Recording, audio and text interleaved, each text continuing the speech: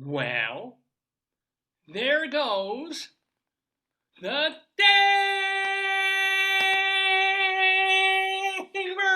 Good morning. Ooh, yeah, you have no idea how good this feels. I'm just gonna take a moment.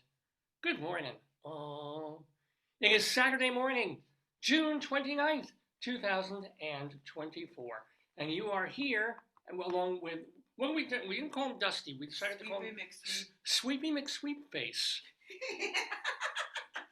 Sweet, isn't this the most wonderful thing? We're here with my wonderful and adorable wife and Sweepy McSweepFace here on the Dave's Gone By Facebookio Programmio Podcastio. I think I flipped those of the stream live this Saturday morning, and we welcome you all to the Daver. Let's get a little more light on the subject. That's put on my little light too. Oh, yeah. Hold on. Yeah, this no, I'm good. Anyway. But welcome. So, my wife was like, he wants to clean the. Hold on, what's yeah, you do that. He's cleaning your computer. We're just trying to rub you the right way, ladies and gentlemen. So he's very tidy. He likes to clean.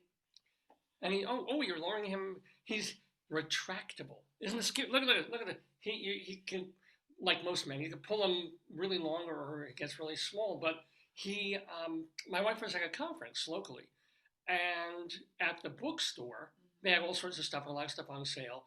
And she found, what appeared to be from the back, a typical feather dustery kind of get the fan. I love microfiber. Like my microfiber cloths in the kitchen, they clean everything. Like they're wonderful. And like they say, don't put them in the dryer though. You can put them in the washer, but I don't know, maybe something you're not supposed to dry on. I don't understand it. I don't know either, but. The great thing about this thing, which is called the Monster Duster, is you turn it around, and it's got googly eyes! So cute. Can you tell which is the mop and which is me? Googly eyes! I will tell you that he was much cheaper than I thought. I thought something like that, a good quality item, would be very expensive. Sometimes you think things should be inexpensive and they're costly, right. But he's really adorable. And useful. Like he also serves a function, which most things in our house don't. So we can actually use him, including her husband. Yeah, no, it's true. Although, are we going to? Because we've fallen in love with him a little bit, and if we start getting like, look at the word of the day, fan schmutz on him. Oh, all right, let me write it down. For him. For him. What offspring? What? Well, all right. Joyce is showing me the Merriam-Webster word of the day, which is for Dave's Big Dictionary, which is a segment that we do every week here in the Daverhood. I said fecund. Look how they say it. Fecund. Rhymes with second. Fecund. Yeah, no. Fecund. And did they give the definition? Yesterday was deference and then cardinal, zero sum. That's a good word. That's a word? I'm sorry. Fertile, producing or able to produce many offspring. Yeah, fecund is fertile. I say fecund. Why do I say fecund? Is that wrong? I guess it is, unless there's an alternate acceptable pronunciation. I'll look in the Merriam-Webster dictionary under the word fecund or fecund. So let's see. Because I've known this word since I was in second grade. Let's see. Ha! Oh, it's so close to feces. It's 2 words away from feces, my favorite. Fruitful, according to this, it's fecund. Where's Poo-Poo? Oh, Pooh is here. Pooey? Yeah, you mentioned his people. I did say feces. There's Pooey. Oh, somebody wants to clean him. He wants to clean him. He's obsessed with cleaning. Uh-oh. All right. Hold on. Here, I'm going to introduce Sweepy McSweepFace to Pooey. No, don't be scared, Pooey. He's not going to wear you away. He's not going to rub you completely out, as it were. No. Yeah, I know. Yeah, yes, it's Pooh. All right. Sometimes you're smoking a cigar. It does look like a cigar, yeah. Yeah. Oh no, Pinocchio. There we go. So yeah. Oh, it's Pinocchio. So yes, one of the segments that we do on the program is called Dave's Big Dictionary, where I have to talk extemporaneously about a random word, and Merriam-Webster's has been picking the words, a random word every day, and the most recent one today's is fecund. So, for about 5 minutes or so, at some point later in the program, Yeah. I will not just be using it in a sentence, but I will try and talk amusingly about it. How does Sweepy McSweepFace sound? Lemire's voice. I don't know yet. I can't We were even- trying to decide this. We couldn't even decide on his name, whether it was His going to be name- Dusty. His name came from AI. Oh, they came up. That's right. Yes. We put it. Sweepy Joyce. McSweepFace came from AI, right? Sweepy Tell them, McSweepy. yeah. Yeah. No, because I remember there was that whole thing, and this is going back about 10, 15 years now, of it was a decommissioned military boat or something like that. Sweepy McSweepFace? No, but they. Why would a boat be called Sweepy? The government foolishly asked Americans Oh, no. to name No. this pontoon or what this thing was. I'm not remembering this exactly, No. but there was this decommissioned sailing vessel. It might have even been a ship, and they said, "Well, what would be a good name for it? Yeah. The eagle, the flying buttress, whatever." Yeah. And like by a vast majority, everybody voted for Bogey McBoatface, and the government Maybe couldn't. that's where they got Sweepy McSweepFace. Well, yeah, that sort of was. But that's more appropriate for him. He looks like a Sweepy McSweepy. And he uses his face to sweep. and the back of his head to. I cannot tell you how nice this is. This is like. He's adorable. We're definitely gonna use this sexually tonight. I'm telling you. Oh, hold on. David, no, he's adorable. Don't get him to Sweepy's cute. He's a baby. He's all right. He's not a baby. Look how big he gets when he's excited. No, Sweepy, he's a hard work. He's one of the few things that actually cleans in our. Oh, people are jealous. People are jealous. Oh no, the chickens are jealous. They're jealous, David. You better. Oh no. Oh, no, I missed him. Uh-oh. Is there another chicken? Ah. And one more. Oh, David, you knocked him off his head. There he is. There he is. See, they'll make friends. Sweepy McSweepFace and Sweepy chicken. won't like them if they make a mess. Well, he could Chickens. become a feather duster. Get it? Because chickens have yeah. Poor man. Good morning, everyone. So this was Davis Gone By. I think I mentioned that. I think it's our 950th That's crazy. episode. I can't believe we're creeping slowly. Within a year, For a year, we'll be at I'll take 1,000. Sweepy. I'll take Sweepy. Thank you. Yeah, Oh, wait, 1,000 episodes, but we're still a year away from that. He's hammy just like his father. Look at him. Woo. Let's get his eyes on there. Yeah. Woo. This is as clean as my screen has ever gotten in ages. Can you get my drool and my spit off the thing? So when they move my computer, it has some gobs and stuff. I don't know what it is. Ew. Yeah, I'm afraid to. What? No, Wait. I don't know. Probably water or something spilled in it, but I'm afraid to clean it. I have to ask the So there's stuff on the screen. Yeah, I have to ask the computer people because one woman had I guess she stuck a sticker on her computer and she took it off and she was trying to scrape off the Wait, what do you mean how did she stick it? What do you mean she like a stuck? sticker, like a moving sticker. Yeah. Yeah. And I think instead of I don't know if you can use Glubagon, but when she just scraped it, and it affected the screen. So she put it on the screen like, portion, I not the back? No, I think part of it was Yeah. sometimes it moved. I don't think it was yeah. Wow. So I don't know what to. Maybe I'll Google that. Yeah, just see, because it might have been, you don't normally eat it, sure, but No, maybe it's peanut probably butter. Spit. Well, spit is just spit. I literally have to clean the What's front the of. best product to clean a matte computer screen? I usually have to literally clean the keyboard from all my phlegm and goo and sputum and urine and blood. Good house. Not even my blood, ox blood. It says LCD cleaner free of ammonia and acetone. I'm gonna ask the distilled water. I'm gonna ask the That's good. I'm gonna Ask IT. Yeah, They because would know. I don't want to mess up anything. Here, ask Fred Rogers. You know what he says?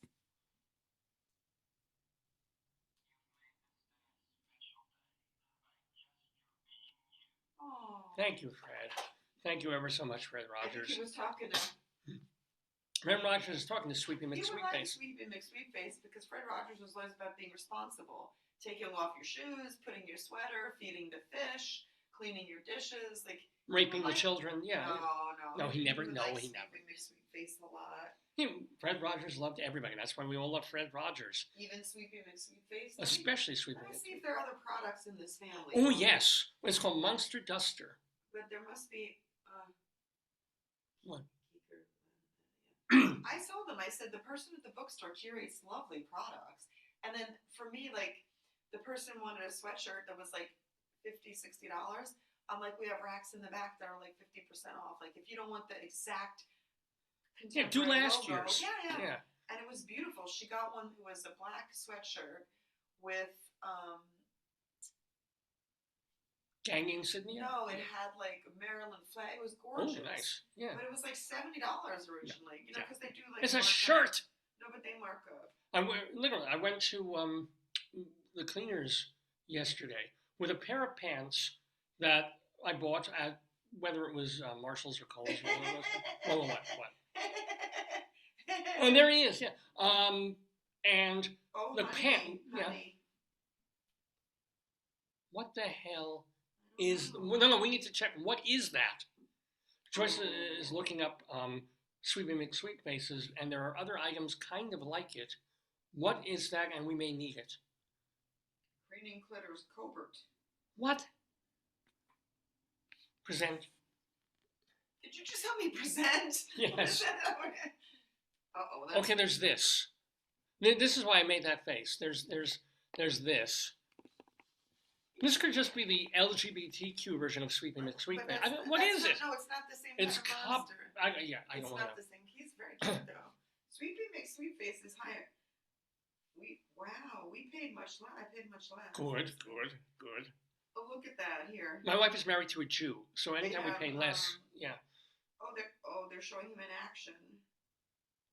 People using him to sweep. Are they liking him? Yeah. They like him. He's Well- got, one person gave 5 stars. Ooh. Monster Duster, that's him. Oh, he's cleaning, above the curtains. It's Oh, really yeah. good because I thought the ceiling fans, but it's hard to reach. Well, no, I'll get on the bed and I can just sweep. But once we use him as a duster, he stops being like necessarily a member of the family. He becomes just an item. Get another one. The designer's, designer. Yeah. This is.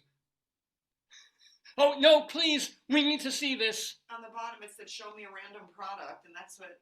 So wherever my wife is looking at this. These are people who design things that are household items that are unique. Now, understand, I just didn't I say like 15 seconds ago, my wife married a Jew. I'm telling you. This came up. It's AI. Show me a random product. It's a menorah. It's a Chanukia, a Hanukkah menorah shaped like a banana. Why? Let's find the designer. It says the designer of him. I will say it does have some appeal. That's a banana joke. Yeah. Solar powered rainbow maker. Hold on, I'm gonna get. This is the designer. Who designed. We go deeper and deeper into the web now. This here, yeah. This is the designer of the menorah. Oh no, who designed? Sweepy McSweepFace. Yes. This kid looks like David Bromberg. Yes. See if he talks about Sweepy at all. I don't know. Donald Corey. Okay. Life is fun. If I can solve a problem and make the user smile, yes, then I have created a successful design. He so has. Oh, wait. That's his his father. He wants to hear about his father. Oh, here's your origin story. He wants to hear that. Yeah. He loves to tell us. Your dad loves to tell a story through design. He was born in South Carolina, Auburn University graduate. Actually, getting closer to the screen. He's got. Yeah, there you go. And he got a master's from NC State. In industrial cleaning, architectural, medical, sporting. This man has designed things for medical use, dear. Yes, this is medical. And we wonder why those hearts fail. I mean, you could put eyeballs in an iron lung. I don't know how amusing it would be, but it'd be fun. But he's cute. His work has been highlighted on major design blogs such as Design Boom, Design Sponge, cute, and he recently published a book on gift concepts titled 200 Plus Concepts for Production. And he teaches at Appalachian State University. industrial design. Let me go back and see more of this. Yeah, that's not funny. But the funny stuff is, of course, our new friend, Very cute. Sweepy, McSweepFace, here on Dave's Gone By. So I might also like expandable duster. Well, that would. And then they just sent a birdie box cutter, a shuffle. Yeah. Oh, this is the random product. Clothespin book light. Yeah. Make your own music box kit. Make your own music box. That's cute. I like that. Head massager. Yes. Actually, Sweepy is a pretty good head massager, actually. This is very... Yeah. Just bring it here. They can't see unless we share. What is that? Balance the baker. It's a game? Well, we're gonna. You can't click on it and just. Yeah, I think try just. It doesn't show me a random product, and it doesn't. I'll give it to you. I don't know. Maybe it's a Balance toy baker. or something you put stuff on. Right here, honey. What does it do? Well, balances things. Oh, coordination game. Oh, it's a game. You gotta balance all the food. Oh, it's like Jenga. Yes. All right. Tabletop bowling. Ooh. Wood pinch. I don't know what that is. Hedgehog nail brush. Head massage. A hedgehog nail brush. Solar powered rainbow maker. You mentioned that one. A solar powered. So it will cast a rainbow on your something. $37? 37. Buy a rainbow flag at any Christopher Street store. Projects it. Again, well, yeah, but I used to have a thing when I was growing up, when I was in junior high school, where you had a globe and little stars cut out inside it, and it would show the solar system. Like you would have, what do they call that? The Big Dipper and the Little Dipper, and the whole solar system would be broadcast if your room was dark on the walls and on the ceiling. It wasn't $37. I can't imagine that thing was $37 back then. Maybe. Or man, it might have been the equivalent of $37 back then. Come to think of it. I'll take the phone back. Come on. Yeah. We gotta let. But they didn't name him that. Well, no, they did not name Somebody him. gave him a good review on Yahoo, but it's in. Let's see if we can translate. Okay, I found a cute top mop in the store, but it was out of stock, so I bought it online. It was a gift. Oh. Yeah. Oh, yeah. He's really cute. Oh, he's cute. Well, yes. It says, give your cleaning routine a twist. He does make me happy. He's very cute. He's very cute. Monster Duster. People love him. Wow. What? I think he has about a lot of stars. He's very cute.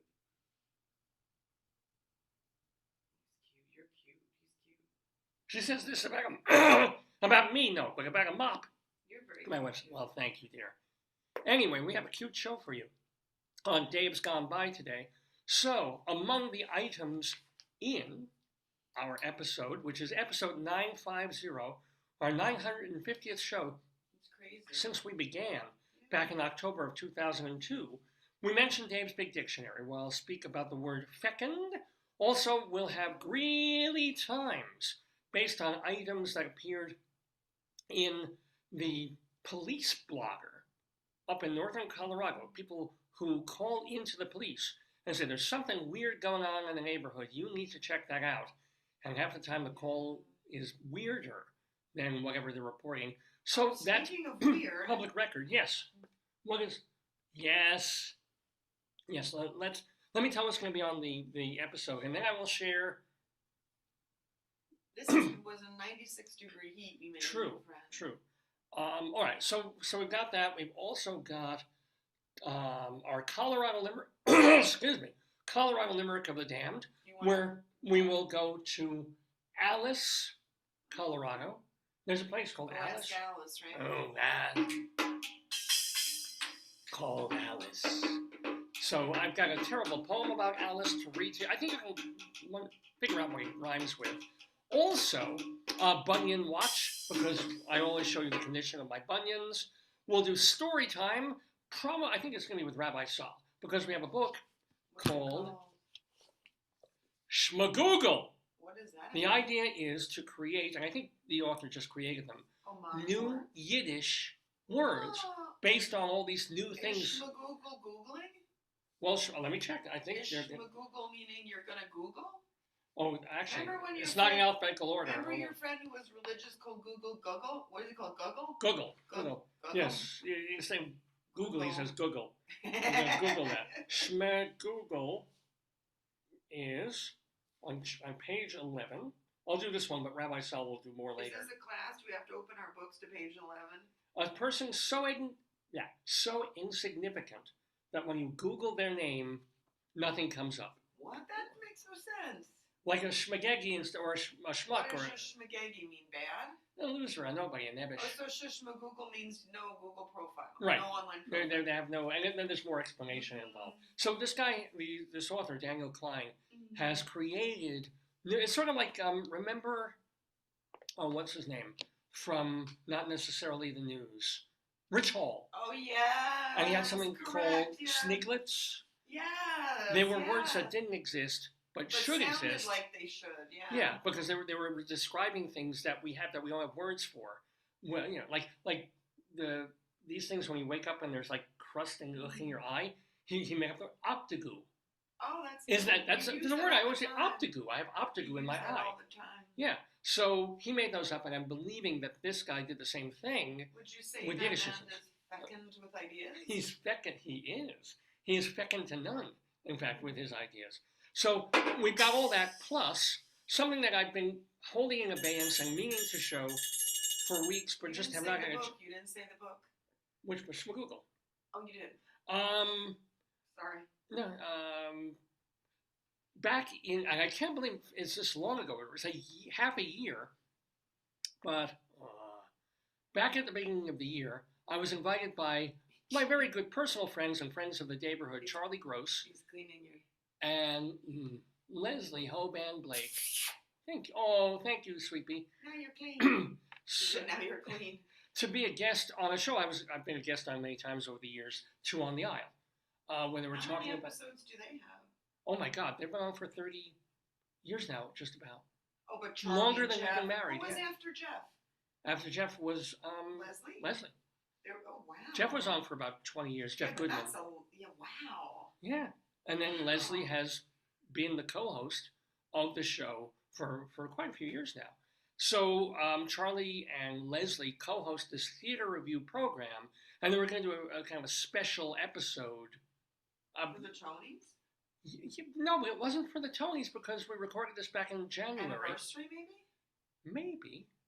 I haven't seen it. I haven't seen it since I did it back in January, and they let me play it on here. So if you missed it on Manhattan Neighborhood Network or on YouTube or on their platforms for Two on the Aisle, I'm going to show it because that'll be sort of a little about half hour that we'll do later in the show. And there's other guests on the program talking about there were topics, and we all prepared. Usually shows have topics, David. That's right. Yeah, but I don't think it could have been a regular theater review thing because I hadn't seen. But what's happening in March? Maybe it's a reflection. Was it an anniversary show? Because you were a guest for a while. Oh yeah, I was almost on every week sometimes. I don't know. Well, you know what? It's going to be a new surprise to me. That's how I saw you when I was living in Manhattan. Remember? I saw you on Joe Franklin's show, and I saw you on Charlie's show. I don't remember you seeing me on Charlie's show. Yeah. Before we met? No, after we met. No, but you saw me on Franklin before we met. I think. I don't know, but or maybe after the first time we met, but we weren't going together. But I and you saw me. I did see you also on Charlie's show. Only I would marry a woman who at 2 a.m. would suddenly be like, "Oh, I'm going to watch Joe Franklin." Nobody watched Joe Franklin. Even the people who were on the Joe Franklin show didn't watch the Joe Franklin show because they couldn't afford TVs. And yet, no, my wife. This is very, very true. I was on the Joe Franklin show once. I remember because you always took your shoes off. Charlie's show, you did. On Charlie's show, yeah, and they make a joke about it, of course. Joe Franklin, I had my shoes on, but there were no jokes made about that. He's a very good guy. He's a good man, very good guy. So, how do we get on? Oh, so from Charlie and Leslie their show, I'm going to be screening. I wish I had that Joe Franklin show I was on. I would love to. I have a head of hair, Give it to me. a beard. Oh, I can't imagine. I don't even know what episode or what year. Would he digitize this stuff? I don't think he has. I mean, I think he has a son. I don't think that there's like the Joe Franklin video archives. It's a great question. It's actually a great question. Because you can find very random episodes and segments of Joe Franklin on YouTube, but not like anybody or even WOR, which was the channel he was on, would have necessarily the archives, even from a point where they weren't recording over everything, even from the years when there wasn't kinescopes. Joe Franklin in 1989? This article was first published in Fastlane magazine. It's on your WordPress site. That was probably around the point. So it's probably 89, 90. Because I wrote an article about him. I interviewed him. You did have all the memory. Oh, sorry, what? You wrote something, the greatest man who ever lived. Well, that was him talking about me, of course. Yeah, the Fastlane article I have. The article that I wrote about him, you can go find at davelefkowitz.org, where I keep all my writings. Yeah, Jimmy Walker appearing on Dave. Jimmy J.J. Walker! So, but yeah, no, I would love to find, but now, thank you for narrowing it down. It would have been around the time when I interviewed him and I probably asked, hey, can I be on your show? And he said, yeah, call me on Monday morning. And I call him on Monday morning. He said, call me on Friday. I have good news for you. I call him on Friday. He said, I'm busy. Call me next week. And he kept me on like tenterhooks and on this chain for weeks until I finally didn't give up. I just said, you know what? You know, and he said, yes, come down to Newark, New Jersey. And we're taping. And I was on his show. So it would have been 89, 90. No, there's nothing except your stuff. Yeah. Anyway, so all of that on this episode of the Dave's Gone By show, which mixes humor and zaniness and culture and interviews, and we've been doing it, as I said, for low. They did a vaudeville tribute to him. Who did? Ethan Lefkowitz did a Joe Franklin. Ethan Lefkowitz? There's an Ethan Lefkowitz? Mm-hmm. Who's Ethan Lefkowitz?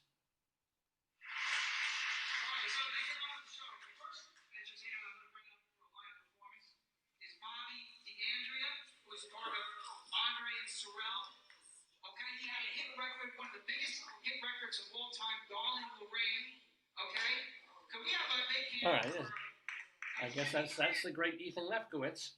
When was this done? This would have been 12. He would have been, I guess, I don't remember when he passed.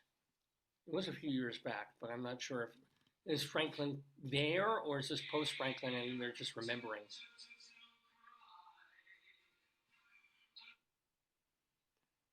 That has the ethos of Joe Franklin's show, though. It does.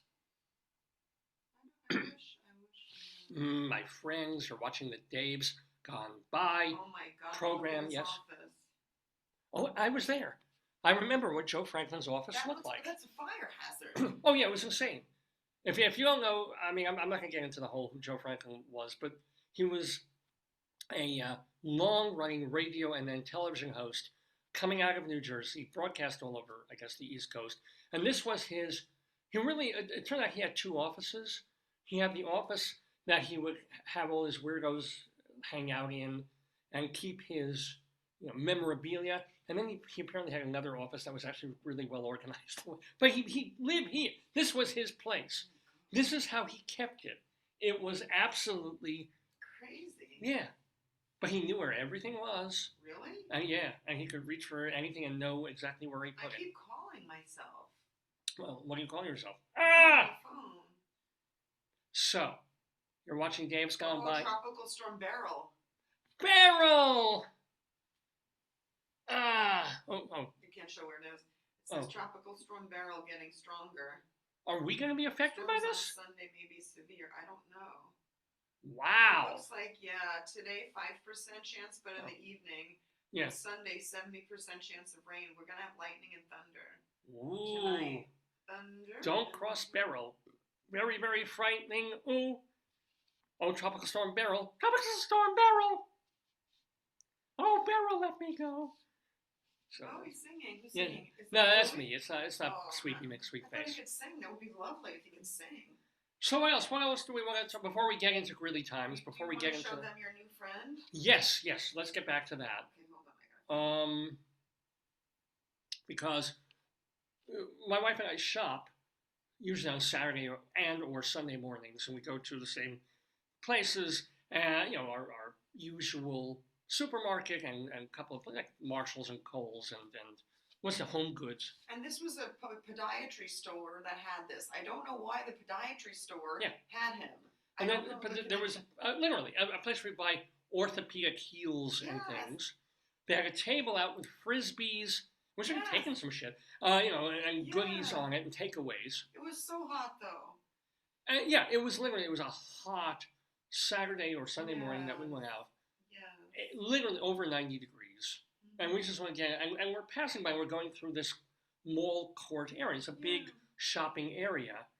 And this is out there dancing and greeting people. Yes. Not me, the thing I'm standing next to. Show the one where you're getting side-eye and the guy's doing the peace sign. This is the Good Feet store. Yes. And is he wearing good shoes? Well, of course he's wearing shoes, but I guess he's wearing a decent pair of sneaks. Maybe Let's shrink this down. There's a guy there in the background, not quite knowing what's going on.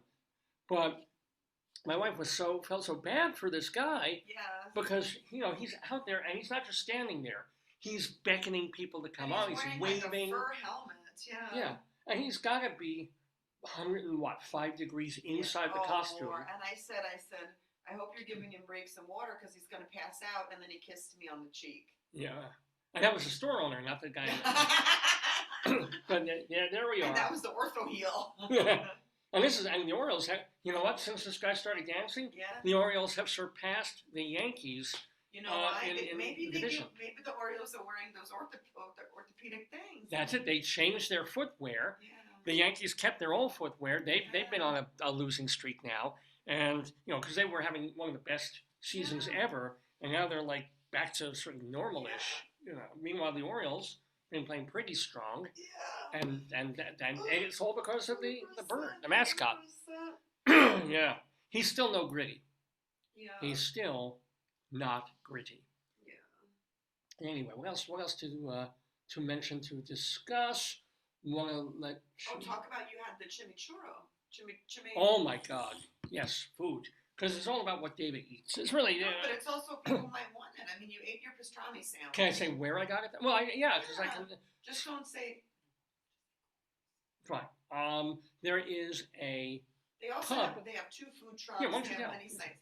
It's called Kooper's, and they have 2 food trucks, bunch of restaurants. They have a bunch of different menus that they're different restaurants. But to say what our friend said when she went in, what did she see them doing? Oh, they were doing some taste testing inside because we didn't go in the restaurant.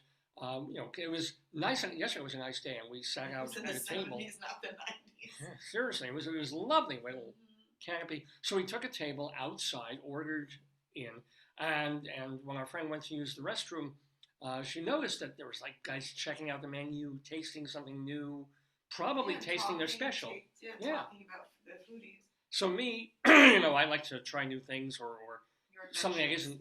Not that we've eaten there so many times, I've had everything on the menu, but I'm like, ooh, this sounds good. You've never had a meal. You've only had either breakfast stuff or hamburger. So I think I tried their ahi and it was good, didn't I? I think I tried their ahi. Oh, you did? Yeah. But that's more like what you had was more like a dinner. It was more like hot, prepared, served. Like we just had more like what you'd eat at like more quick food. Right. So we go to this Kooper's restaurant, and my wife orders like a spinach salad, her usual with blue cheese. That was really, really good. Our friend orders, what did she have? She had something that she did like. Fish tacos. Fish tacos. They were really good. Yeah. And I ordered something that was on the specials menu, which was their beef chimichurri. Yes. Steak chimichurri, not just ground beef. We had to look it up to see what it was. Yeah, it's the chimichurri is the sauce with cilantro. I forget all the other stuff, but a very green-based fresh sauce. Peppers. I mean, it was onion. Absolutely. If I tell you, and they grilled the steak perfectly. I mean, if I tell you, because my wife was worried that if they don't serve it as a whole thing that you cut, if they slice it first, they overcook it, it gets dry. And I said like, because I know from your father, from Les, your uncle and my dad, they always say when you order meat, order it more rare. Right. And like we discussed, so if it's more rare, you can always send it back to cook a little. But if it's overcooked, they've ruined it, and you have to eat. Because one time you got something, you're like, oh, it's overcooked, and you were unhappy. So it's better to get it undercooked and get it done. Like my dad and Les used to say, bring it to me mooing. Like that was the joke about rare. Yeah, almost like tartare. Or sort of if you're at war with somebody and you don't want to kill your hostage, you want to torture them. Oh, God. So and then they get a little better, so you can get more information and then torture them more until you kill them. But if you kill them first, you don't get anything. No, but it looked like amethyst, or like it looked like tuna. It looked like ahi tuna. Oh, it was red, but it wasn't rare. It was. It looked like ahi tuna. I don't know, and I never understand this. How do you make something crispy, like a food crispy on the outside, but also not overcooked on the inside? Usually, one way I do it now is the air fryer, but I know they're not doing that. That's when the air fryer does. You coat it with oil. And sear things or something. I don't know what that even is. Yeah. So delicious. So if you happen to be in the Marylandish area, look for a place called Kooper's. Their food is, the inside is very, I wouldn't say nondescript, but it's kind of like lame-ish pub, almost sports bar-y vibe, which I'm sure they sell a lot of liquor. They've got a bar. But the food is very chummy. Better than you would expect from a place like that. Because on the weekend, we always see the same chef, and I love the omelets. Like, I love it. Yeah. But I don't know who cooked this. I didn't see. I don't know, but. Yeah. It was, Sounded two hands clapping. Beautifully, like on the bed of lettuce, you had pickled stuff. I mean, my salad was delicious. And twice during the conference, I went to a local coffee shop, and not the one where we got you, though, the baked goods. But the other one, my friend said it's good, but it's different. They don't have baked goods, even more like a fancy food. And it was sourdough with brie, honey. Let's buy strawberries and blueberries. Delicious. And then the salad I had was sliced pecans, blueberry, strawberry, poppy seed dressing, and blue cheese. Delicious. Yeah, that dressing was good. Delicious. I think they make their homemade dressings. More importantly, when you were at the conference, you brought me some pastries that were half price. Oh yeah. Oh, this is always. No, but they're good. And then so this was the thing. Like there was a Starbucks at the site, but you had to use the app, and I took the app off because my phone is apped out. And then there was one bakery where it was absolutely delicious, and they had baked the pastries, because I mostly go for the tea. And then the other place we went, they have avocado toast. They have more like, fancy sandwiches. So we tried both. I said to my friend, let's try both, like let's give both a try. And we did. I forget what she had. She had a squid cracklings? I don't remember.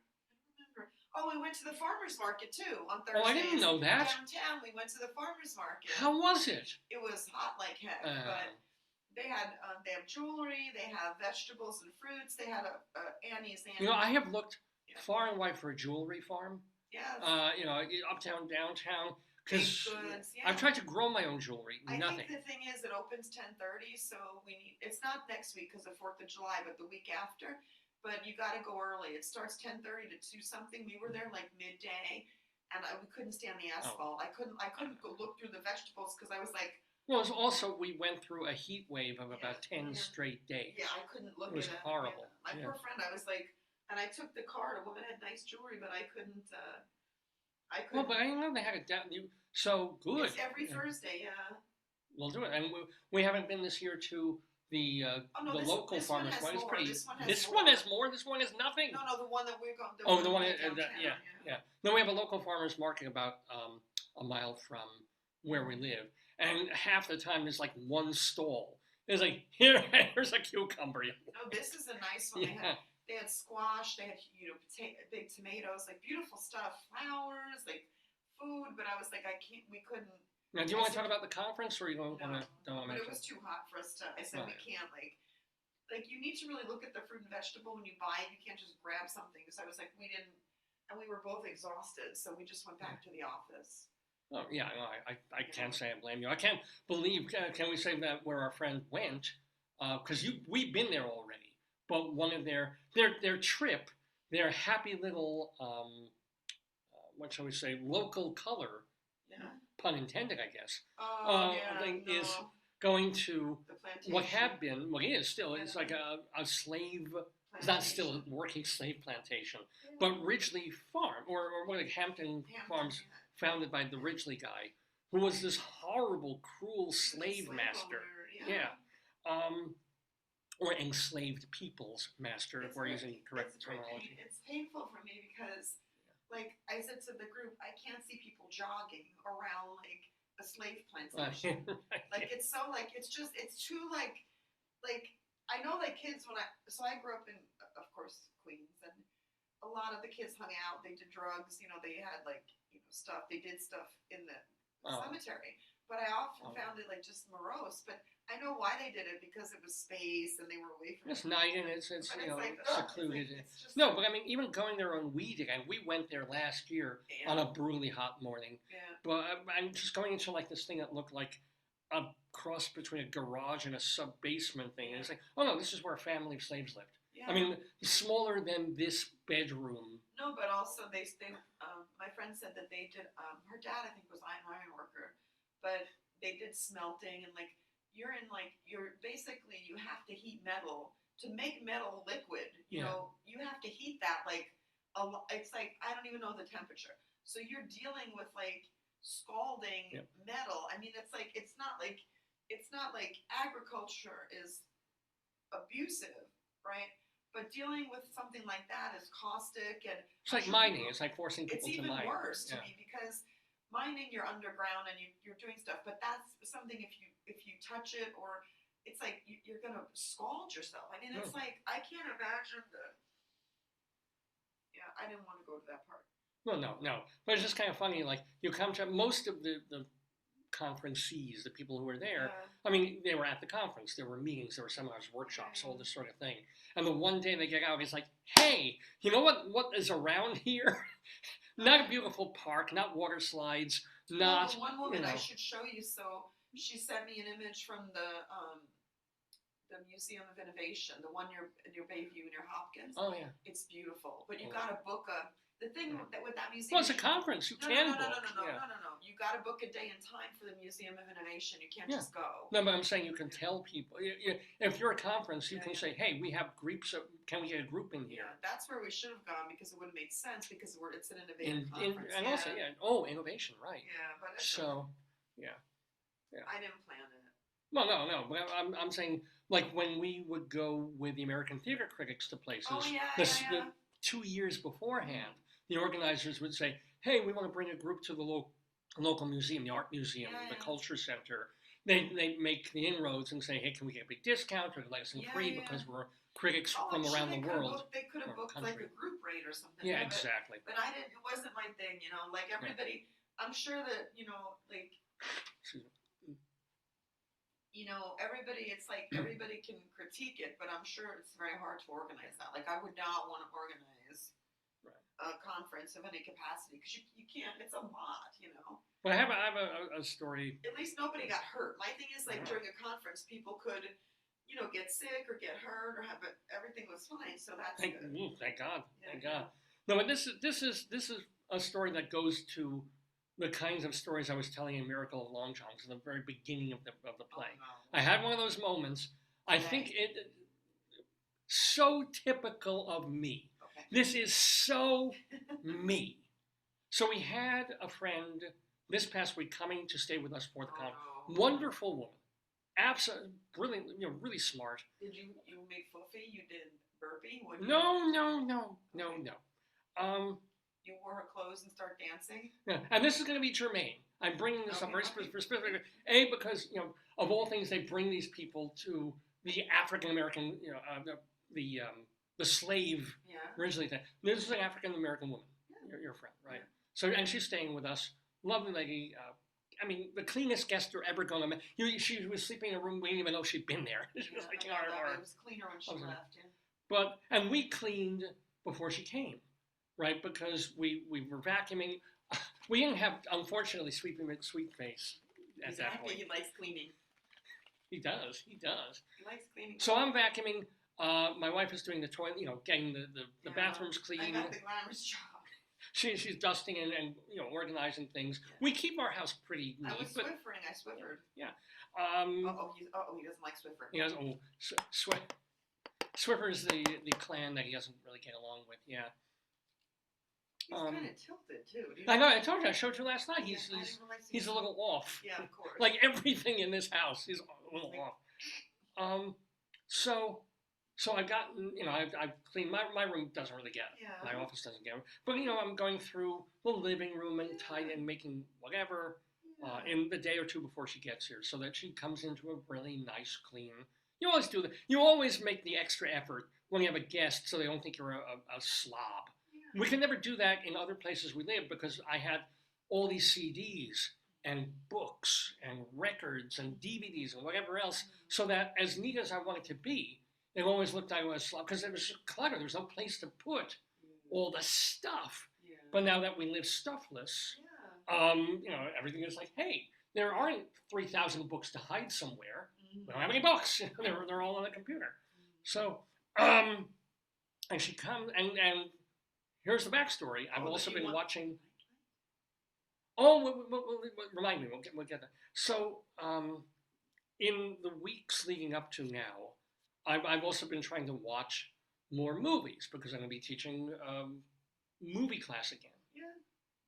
In the fall, film history again. God knows I'm not teaching the one I taught last semester. So and I'm trying to watch movies. So I watched like an old 1950. I'm screening. I'm trying to enjoy them too, but I'm screening things that I think might be. Well, so I tried screening an Ealing comedy, like when we watched that old movie Stanley Holloway and the three women who was Alive and Kicking. It was called. I thought, no, I'm not going to show that. But I'm trying to watch the occasional movie that might have relevance or so forth. So I pick, and I'm realizing that I really ought to show a Spike Lee film. Because for various reasons, DEI and all of that, and plus he's a major American filmmaker. But I can't show Malcolm X because it's 3.5 hours long, and Do the Right Thing is 2 hours long, so that's too long. Yeah, every Spike Lee film is 20 minutes too long. Every Spike Lee, and I can't show She's Gotta Have It because it's too sexual. And it's not even that good. So I'm trying to think what, and so I grabbed and one that I was interested in, and that was at the local library's Bamboozled, which I had not seen. Oh yes, I've seen it. So you've seen Bamboozled? Yeah. So I grabbed it. And I've been watching it during my lunchtime. I take 20 minutes. This is how I watch movies. I have 20 minutes during lunch. When I sit, I eat my lunch, and I watch 20 minutes of a movie. I finish a movie in 4 or 5 days.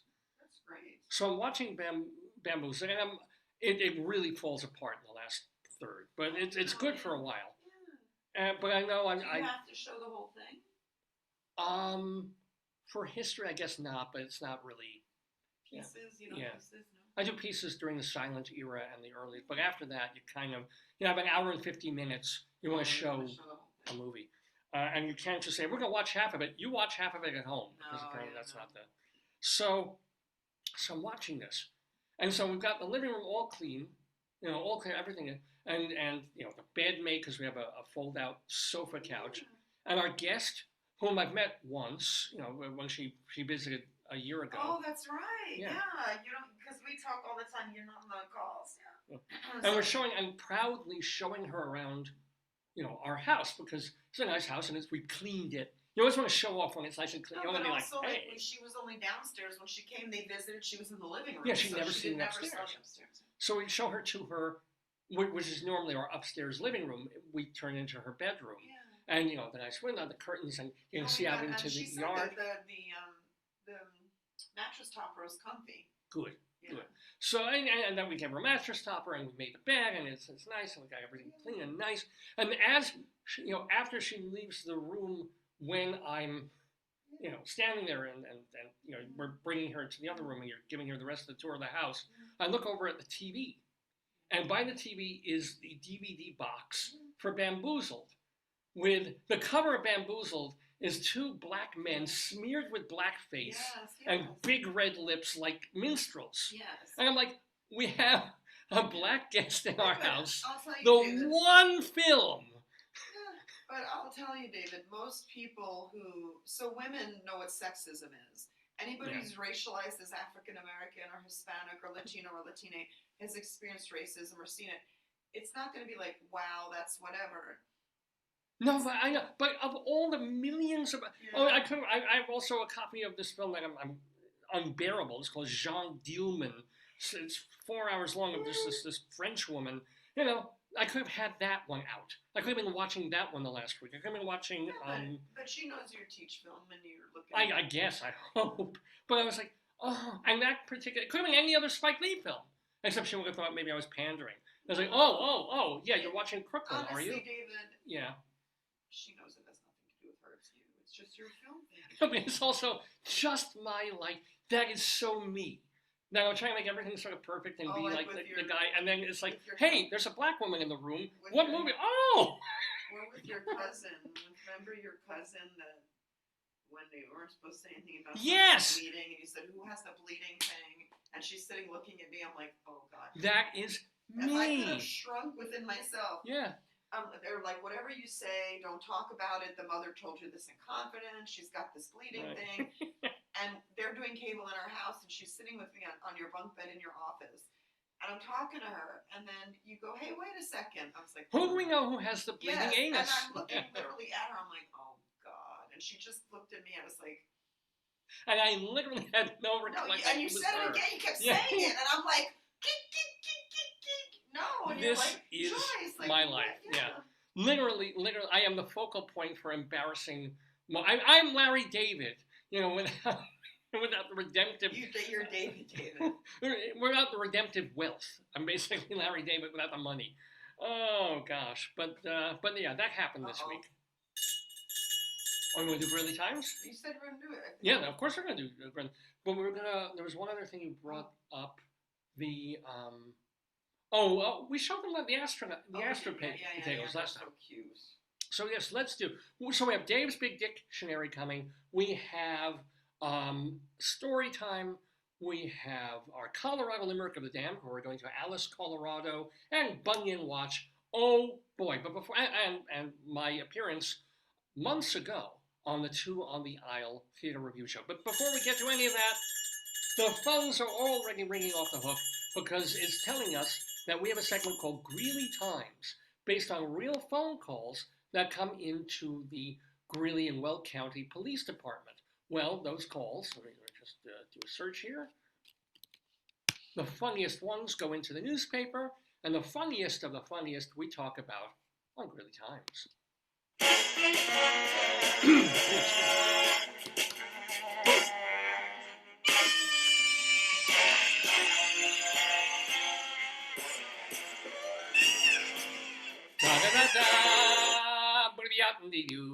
So this is real.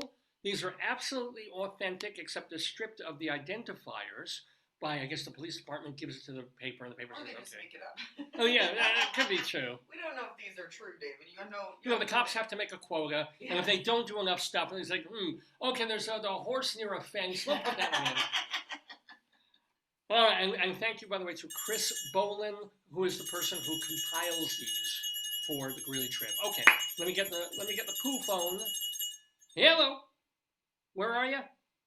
Cherry Avenue. Ooh. No, I've heard that. It's really the pits. Okay. A caller on Cherry Avenue said two men were leaning on their vehicles, shooting guns into a dirt berm.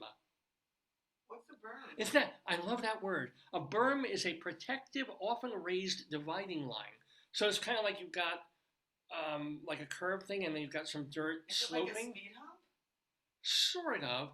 You ever notice when you get up to a thing like a curvy thing, or there's some grass dividing like a parking lot and something that kind of goes over, and that's a berm. I never knew that. So, and I assume you've never shot a gun into a berm. I still don't understand what a berm I is. love a berm. I want a good berm. Yes, I do. Oh, well, we'll talk about that later because I got another call coming in. Yeah, yeah. The chicken phone is there. Oh, I've got the chicken. Yeah. Oh, ew. What? This is not. This is not our guest, but it's like a. No, this isn't a pube. It's some kind of hair. It's probably my hair. It's probably. I don't know. It's a little curly. Might be mine. I gotta get this shave down there. A caller on 6th Street said a family in the neighborhood was throwing knives at boards and having a party. I think that's popular, the axe throwing, right? No, I guess but they don't have axes, so they're just talking knives. What could go wrong? Maybe they're a circus family. Maybe. Or it is Pride Month. They can all be gay blades. But oh, do we have another call? We have another call. We do. This time I'll get the chicken phone. A caller at a retail store on 23rd Avenue said a man with his pants around his ankles was getting naked in the parking lot. That's pretty self-evident. Yeah. If he's got his pants around his ankles, I think he is naked. Yeah, and it's already, you know. If you have your pants around your ankles, wouldn't that be naked? Maybe he's well, if he's taking, wouldn't you take off your shirt first, though? Maybe he didn't have a belt. Oh, that could. Maybe he's like, yeah. Needs suspenders. And in order to put in the belt, he's got to take the pants fully off. Oh. No time to. Let me get the goat phone. I'm deaf in this ear, and yeah, I heard that. Now, this call comes from 19th Street. Yeah. Oh, this one's pretty bad. Goat phone. Caller on 19th Street said a man passed out in his vehicle at the stop sign with music blaring. That's a bad day. The caller woke him up. How? Well, I mean, the guy probably, and the guy fell back asleep immediately. I think that's called death. I think it's might be death. Well, he woke up. The guy woke up, yeah, and then if you go right back out, I mean that's. I'm thinking they should let him fly a Boeing plane just to take everybody's mind off the equipment. You know. That's scary though. No, remember that time we were driving in Colorado, just like down some side streets, and there was a guy at the light, just in the car at the light, you know, where a left turn would be. Courthouse downtown. Yeah, I do remember. And the light turned green. Was he sleeping? He wasn't moving. I don't know. He was just sleeping or dead. He literally just, the light, green, red, green again, finally we just sort of went around him. But who knew? You know, or he was just so rude that he just, you know. I think maybe life went around him that day. Yeah, right? But people just do stuff. Ooh. Oh, what is this thing? Phone. Really? Yeah. Oh, I'll take it. Okay. A caller on 28th Street said a horse had been lying down for a long time, and the caller was afraid it was dead. Police checked on the horse and said it was just sleeping. Oh, yeah. Why did they let him sleep? Well, I don't know where it was. Wait, that's rude. Well, yeah. I mean, if it's just in a field somewhere, you can't. Well, you can't. If it's dead, you kind of have to. Check it out. I mean, I'm kind of being a not dead horse with this, but yeah. Wow, the calls are coming in so fast and furious. Okay, I'll get the poo phone again. Well, some of the calls on here are shitty. But a caller on 30th Avenue Court reported that animal control officers picked up her cat. Oh, wait a second. You have got the noise. Ooh. And apparently, she said her lawyer told her they shouldn't have done that. Wow. So they grabbed her cat, I guess, because cats roam. You don't keep a cat in the house. How do you have you need a lawyer for big stuff, but you don't need a lawyer to. I know. I don't understand how she would. Maybe she's got someone on retainer for other things. And said, "Can I consult with you? They've just picked up my animal." Wow. She's lucky they didn't euthanize the thing. I mean, it's That's the second half, David. maybe she shipped it, and that's how they flew it. Oh yeah. But yeah, they should have. If cats roaming, but you don't keep a lot of cats at home. Even cats that are your pets, right? They go. Don't. All right. Let me. Chicken phone. Let's see.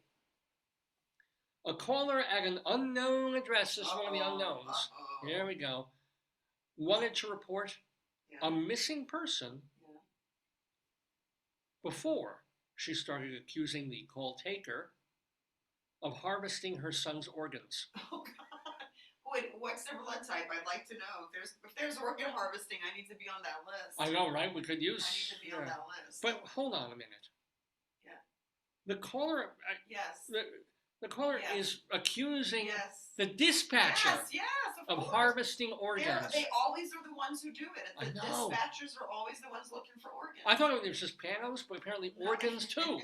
They do this. All right, now we have an elsewhere. This is going to be not in northern Colorado. This is going to be. Oh, by the way, it's 10 o'clock in the morning Eastern time. We're watching Dave's Gone By with me, Dave Lefkowitz, my wonderful wife. We have Sweepy McSweepFace. We've got Pooey. We have chickens. What, babe? Sweepy doing busy. Sweepy, yeah, he's sweeping. So, la. Here, we have a story. An elsewhere story means that it is not from Colorado, but it's weird nonetheless. So we share those with you too. For example, this story comes to us from Orlando, Florida. Right? And I dedicate this story to my late friend, Richmond Shepard. Okay. You'll know why. I know why already. Oh, why? Yes. This is a story that happened this past week or 2 weeks ago. Oh, so expressive. It's the facial expressions that are so important, as well as the movement. There we go. Because this is a story about a mime. It really is. Over in SeaWorld in Orlando. Oh, no. Didn't SeaWorld ban performing? Like, why would they have a mime at SeaWorld?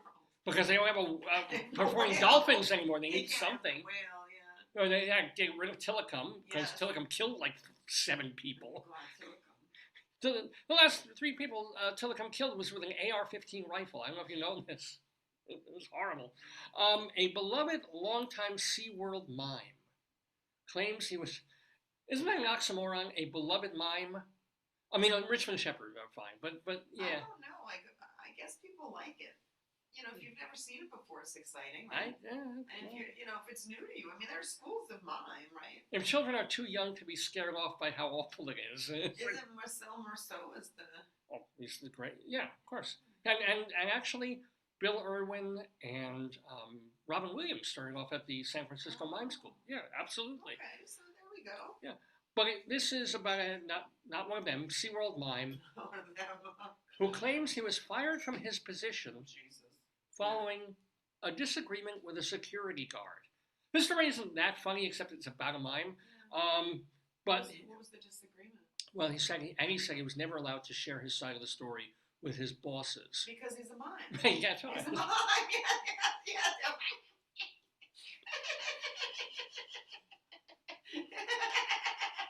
They're like, we don't get you. What are you saying, buddy? No, this is a guy. His name is Lynn. Lynn is the mime. Yeah, male mime named Lynn Fry, known as Lynn the Mime. So we can tell how creative he is. But that's pretty good. I mean, that's a good description. You know what he does. He's Lynn the Mime. Yeah. Right. Like David the host. Yeah, there we go. As opposed to Lynn the Pig Butcher. No, but that's good. I think that's a good. And he has been a staple at SeaWorld Orlando. Yeah. Guess for how long? 20 years. 36 years. God, that's torture. for everyone. For everyone. Do they pay him or does he just show up? He's a paid employee. He's actually, he's an employee. This is important. Think about a working mime for 36 years. That's a good gig. That's right. That's a great gig, and he probably gets food and gets to see people. That's a good gig. Yeah, I'm sure he loves it. I'm sure it's his. Good. Yeah, he's making a living doing something that no human being should make a living doing. And he has performed around the aquatic park and before animal exhibits, and became kind of a viral sensation. You know, he's known as Lynn the Mime over at SeaWorld. You want me to look him up? Actually, you can get the pictures of him, yeah. I'll give you a picture of Lynn. Lynn, Lynn, there's no E. Okay. Lynn the Mime. So, yeah, give a... My wife's Here he is. Oh, wait, hold on, where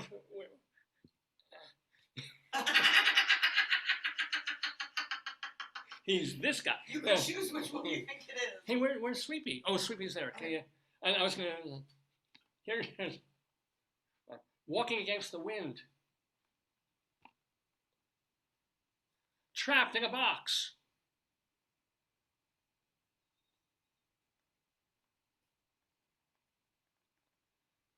What was the other? Lynn the plumber. I'm getting the wrong. Swimming.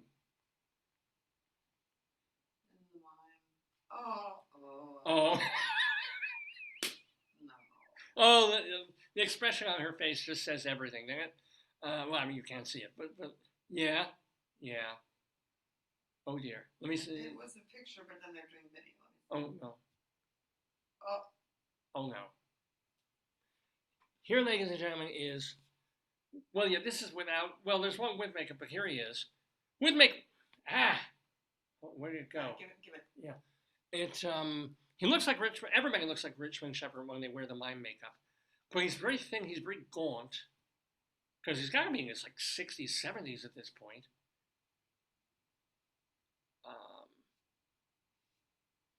Wow, it says he became a viral sensation, 82,000 followers on TikTok. Jeepers. Yeah.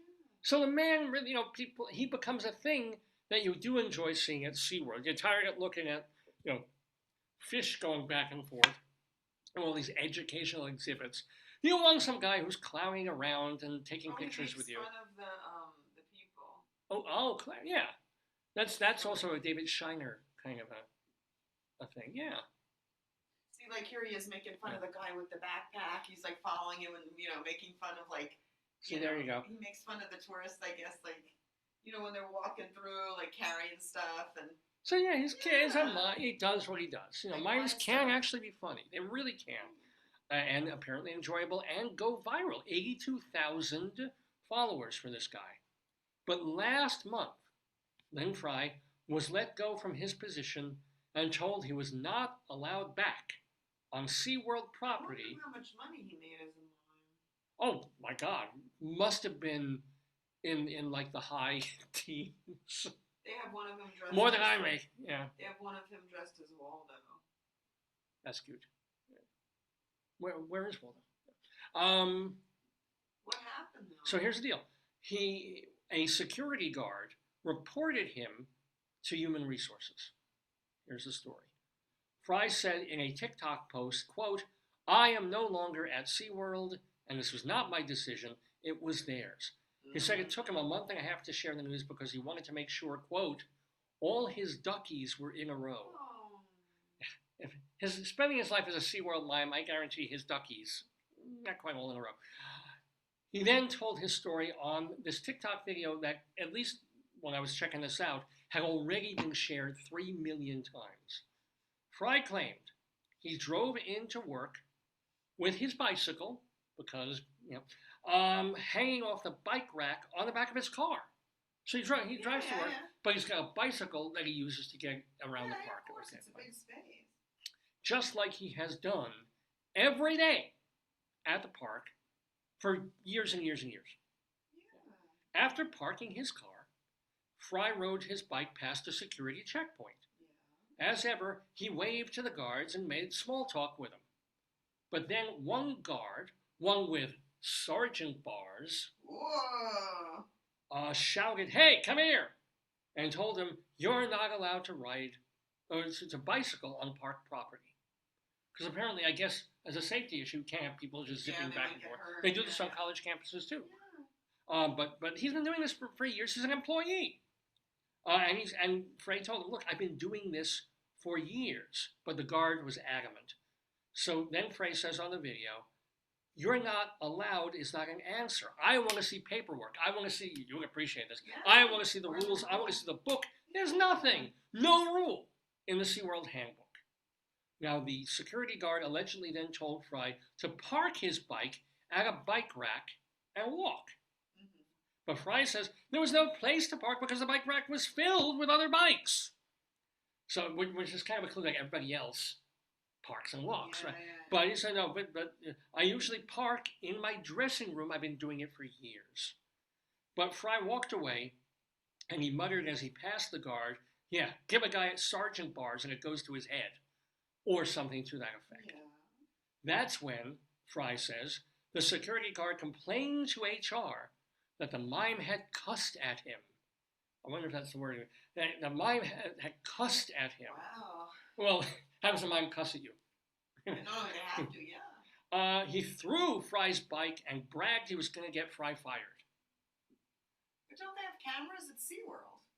Right, well, in that I area. think they have cameras everywhere. Yeah. Well, what would they say? They have to lip read. No, but they would also, maybe they would see the gesturing and they could tell if people are fighting. I mean, you could, you know. Well, a few days later, the owner of the Mime Employment Company contracted. So, you know, SeaWorld didn't hire him. Tom the Mime, there's several other Yeah. mimes that do work there. And they probably contract folk singers for things and mariachi band. They hire entertainments out It's too. like a temp agency. Yeah. Bingo. So the owner of the Mime Employment Company contracted by SeaWorld called and fired his ass. Wow. But Fry swears, I did not cuss at him. That's what Fry's saying. You know, we have words, but I did not use swear words. Everybody knows I wouldn't do that. Meanwhile, SeaWorld never let me say my side of the story. Why not? They're judge, jury, and executioner, Fry says. Oh, they're the employer, yeah. No, and it wouldn't even let me do one last show. You know, imagine 36 years and you don't get that Yeah, final. but I think what happens is if you get fired, you have to leave the premises, right? That's my understanding. So Fry's daughter, we can tell how much money he was making. Fry's daughter has set up a GoFundMe page for her dad to start up his own roadshow company. Oh, I want to see that. I'm gonna look. It's a GoFundMe. Yeah, for Lynn Fry.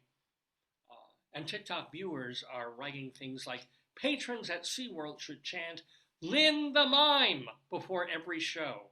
And another, this is the beautiful capper. But you know, he's getting some support from his 80,000 followers, Wow. 3 million views. Yeah. He got 85 donations. He has 2,220. 2,220. When he's saying like 85 donations, I'm like, holy crap. And then he's like, it's got $2,000, which is nice. Here. You know, I raised something like 5,000 to do my show off Broadway, so that's pretty decent. Yeah. It said when he was let go, he started the mime company.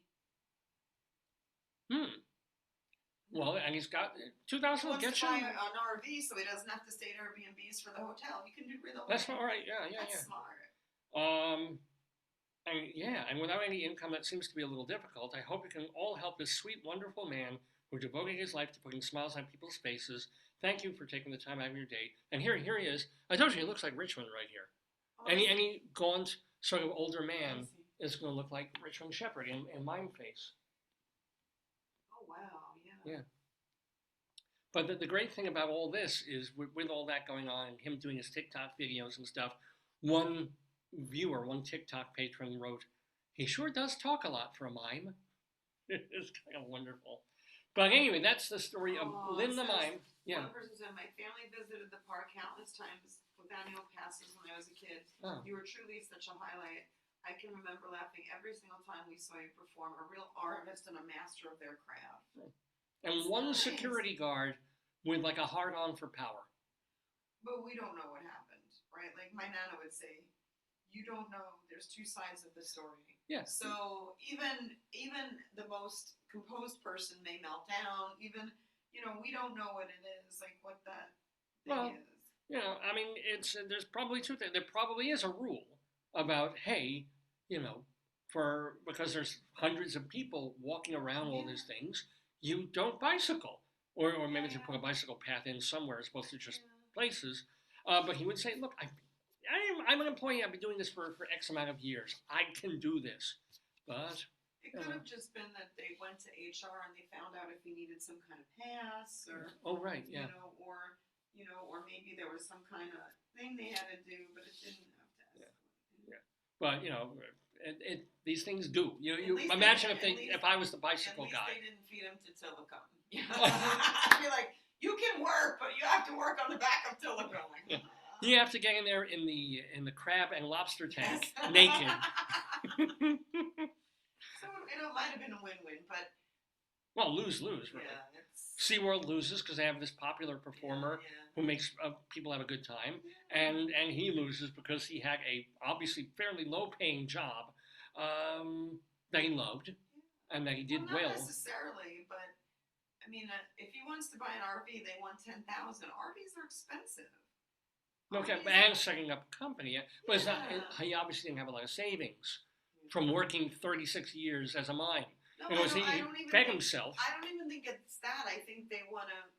It's like you want to test the waters. If he feels he was so beloved, you know, like in such a special part of everyone's thing, they want to see in the GoFundMe, like, will people contribute? And that shows that he was really not in his own mind, but in the mind of the. Well, of 85 people who sent him $10 or whatever they sent him, 10, 15, 20 bucks, why not? I mean, in this economy, anybody who sends you anything, it's yeah.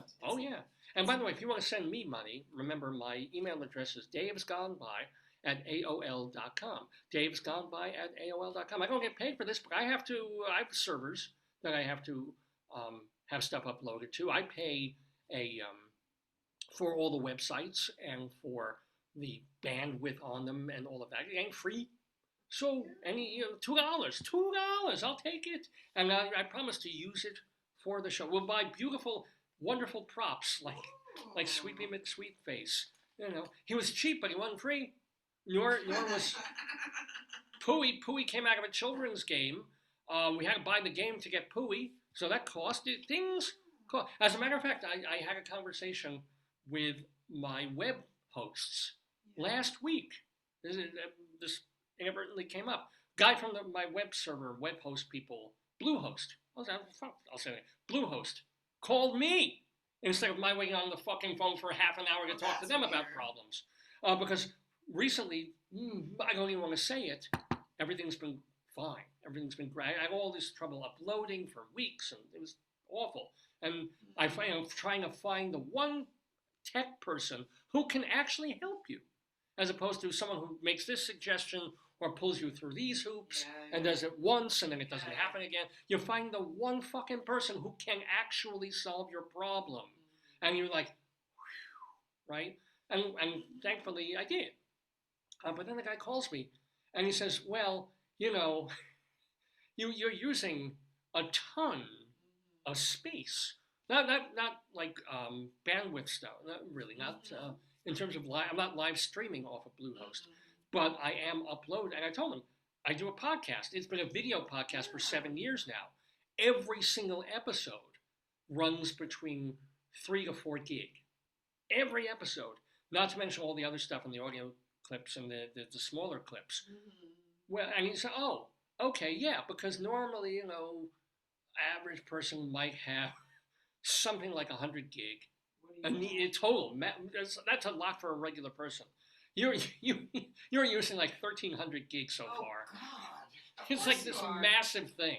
And it's like, you know, you're going to get a bill at some point. I was like, Jesus Christ. I'm already paying you fucking people hundreds of dollars to have every year to do this and to have to host the thing and to renew the domain names and take care of stuff. You know, I figured that's part of when I upgraded, that's part of what you do. But then this is so cool. He probably didn't read his notes as closely until he was on the phone with me. And he said, well, you're kind of a lucky guy because you got in under the wire. You did a 3-year renewal back in like April. And that was just before we changed the rules and the pricing on space. So in 2027, you're going to have a problem, you know, or you're going to have to jump and you have to get your own server, you're going to have to get whatever. But you're good for another 2 years. So you're really lucked out, buddy. I'm like, thank you. It kind of made my day. It was finally somebody, a salesman who is like, oh, I was going to have to send you a bill. I don't get what he was selling you. I mean, not selling you. In other words, I'm using so much space because the internet is limited in the gigs it can handle. Everything costs money, right? Yeah. Like even the funniest thing to me was like they give you the my chart for all your doctors, right? And you can email them or text them, right? Like through the system, and it's secure, it's encrypted, and then you get a message saying we may start billing you for these. It's like God Almighty, Yeah. like what? Like what are you not? We're paying for everything, so it doesn't surprise me that everything's prorated by volume. Yeah. So, and let's face it, I do use the average the company will have selling stuff and they'll have pictures of items and a little video here and there. Yeah. I've got 3 hours of video every week for years. Yeah. And I wish it were, I wish it weren't a 3 gig file, but it is. Why don't you just go back and get a computer degree so you can make this stuff yourself? Because I do not have the brains. No, you could. All you got to do is go into class and find somebody smart and project up with them. Oh. That's an interesting. And you're like, hey, can you help me out, smart person, with this? Yeah, and I could help them out with nothing. If they have to write a play about computers, I could help them. Yeah. You could help them write or with editing, Yeah. Barter. Maybe in my 30s I would have had the brain to deal with. I couldn't do coding in high school. I took a class in basic. Now. But it's so much easier now. WYSIWYG and everything, but. So at a certain point, our friend was watching K-pop. They have North Korean K-pop coming up. North Korean K-pop? Yes. What the heck? Seriously, yes. North Korean K-pop. Oh. No, North Korean. We love you, Kim Jong. Oh yeah, we do. There's no dictator. And good at you. No, it says North Korea publicly executed a 22-year-old man for listening to K-pop. That's different. Yeah, that's more understandable. Yeah, Kim Jong, not a music band apparently. College World Series ice cream. Talk to me. Fried ice cream eating on ESPN. Speaking of which, well, the reason, of course, I have this American banner behind me is that Thursday is July 3rd. So this is kind of our July 4th episode, right? Even though it's June 29th. And happy birthday, Mom. So, Thursday, 4th of July, and we've been talking about this the last couple of weeks. Oh, yeah. And ESPN. And eating things. Not just fried ice cream, but remember, Thursday is going to be the Nathan's hot dog eating competition extravaganza without Joey Chestnut, and without who's the Japanese guy? Not Kim Jong Un. Yeah, you know who I'm talking. I'll tell you 1 second. I'm bad. Oh, how can I not remember his name? Well, because he hasn't competed in a decade. It's getting your voice. Joey Chestnut versus who in the hot dog eating contest? Takeru Kobayashi. They are not going to be there. But then we get to see them on Labor Day.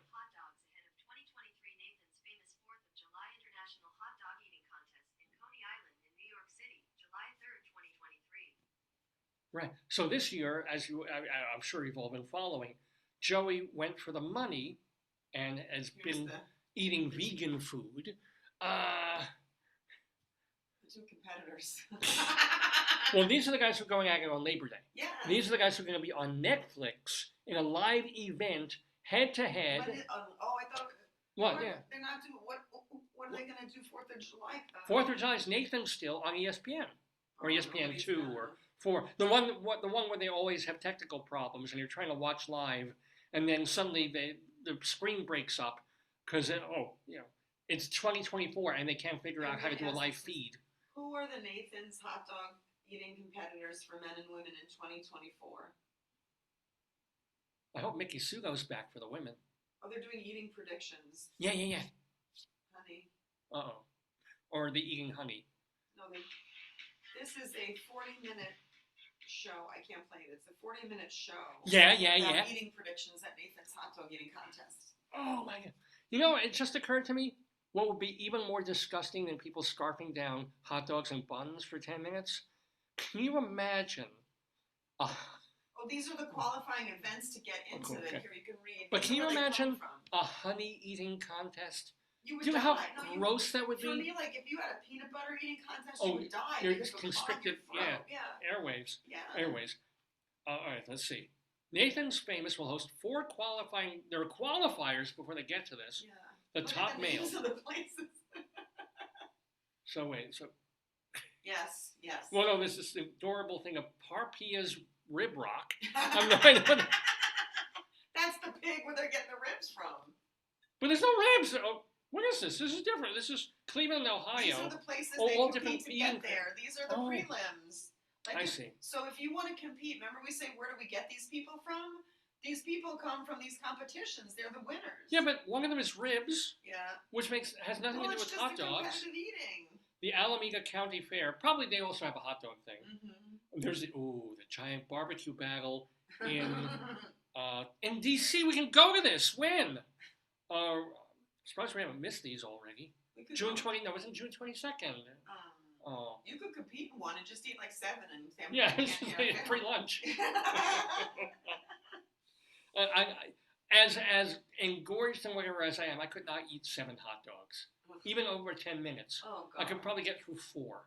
I would not eat the bun. I would just toss the bun. You can't. The rule is you've got to scarf all of it. Go to something that doesn't have a bun. Go to like the ribs or like brisket eating or something. Or the honey eating. I find honey so gross. I can't. But the idea of just like this gooey, melty thing that people are just spooning into themselves. And then all the bees going so at you. horrifying. Oh my God. How do we get on that? How do we get on anything on Dave's Gone By? Then you're saying 4th of July. Yes, 4th of July. So remember, it's this Thursday at Nathan's, and if you don't get ESPN, who the hell gets cable anymore? They said, we are devastated to learn that Joey Chestnut has chosen to represent a rival brand that's selling plant-based hot dogs rather than me and the Nathan's. Impossible Meats. Fine. Well, there must have been some negotiation with them. Maybe. Well, Joey probably told Nathan's, look, they want to sign me for the next 4 years for $1.2 million. And Nathan's probably said, well, we'll give you $800,000. They should have coughed it up. We'll give you a cap, yeah. But and we never knew. We always kind of assumed that there was probably some little entry fee, and that was it. For people to be Major in the League contest. Eating, that's the organization that oversees it. Yeah. But I didn't realize Joey was paid. Never For occurred to nearly me. 2 years, 2 decades, we have worked under the basic hot dog exclusivity provisions. However, it seems that Joey and his managers have prioritized a new partnership. Well, yeah, all right. Chestnut has demolished thousands of hot dogs in his career since 2005. But yeah, I mean, he took the money and ran, and why not? He's a middle-aged guy. He's going to be on the downslope of his eating career. I love competing in that event. I love celebrating America and all my friends all over the country on the 4th. I've been training to defend my title. He was sad to know that he couldn't compete. Yeah. He didn't think he... But at a certain point, there is a non-compete clause. And you can't compete with other meat, if you will. What is this? Oh.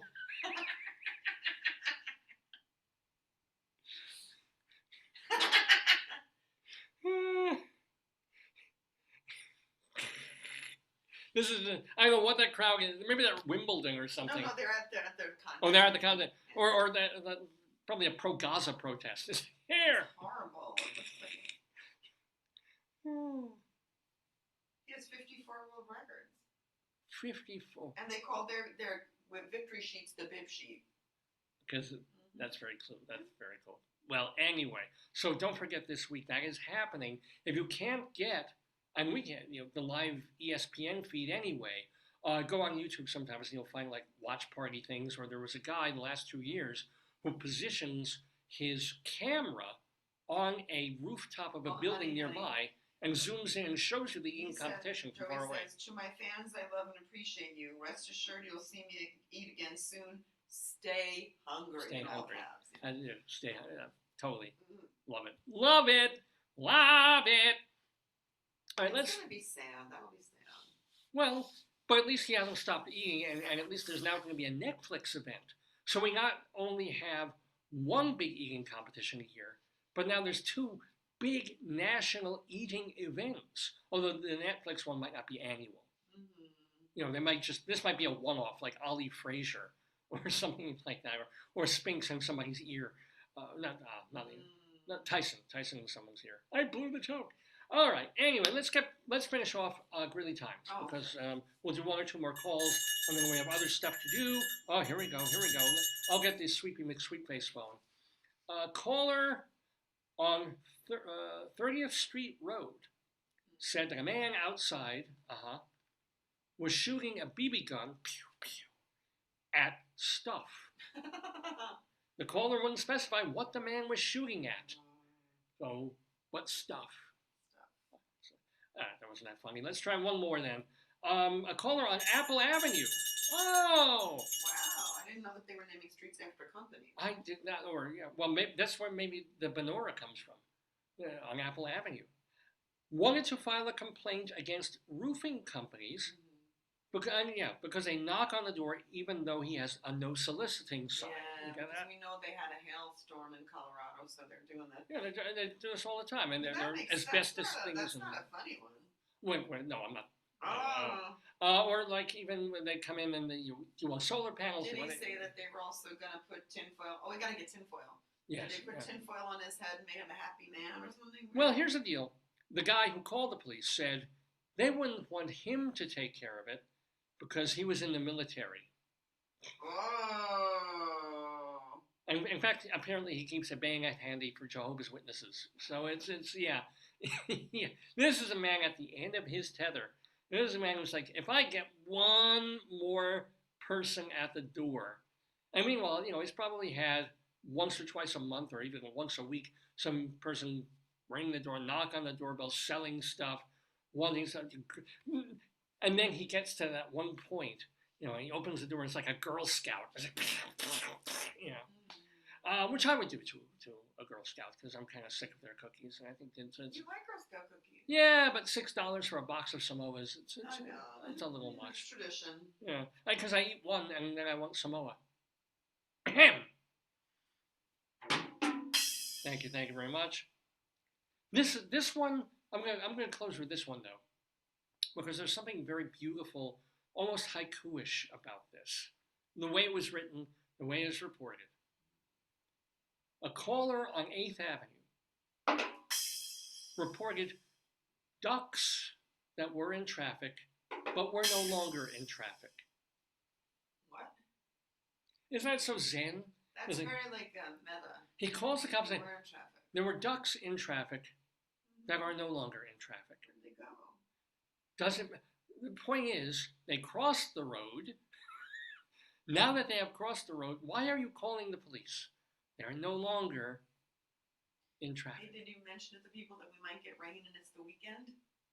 Oh, you mean in terms of the weather? Well, let me play the outro theme for Greeley Times, and then we will talk about, of course, the weather. Even though we're not in Greeley, we're in Maryland. Mr. Horace Greeley was no fool. I'm sure that you'll agree with me that Greeley was no fool. What he is getting at is that Mr. Greeley was no fool. Yippee-yi! Yippee-yi, yippee-yi, yippee-yi, yi-yi, yippee-yi, yippee-yi, yippee-yi.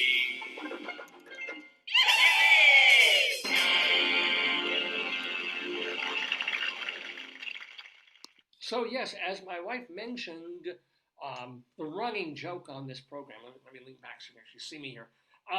Running joke on this program for a long time was that we're living in Maryland and a lot of sunny days, beautiful weather, much of the week, but every time we would get on the program on a Saturday, it would be gloomy, it'd be pouring rain, it'd be just lowering clouds and no light coming through. And nobody would believe us. Nobody would believe me when I would say, no, really, the weather here is generally really nice. Because every time we would do the show, the weather was horrible outside. Well, right now, the weather is warm-ish and kind of humid, but very nice. But apparently, we got, that storm Beryl coming? Beryl's coming. So, with Beryl coming and the fireworks of the 4th of July and the eating contest, I'm going to add to the power, the excitement, the momentum, the energy of this week by displaying my bunions. So, ladies and gentlemen, this is Bunion Watch, where basically we're going to look at the size, the shape, and the condition of Dave's bunions.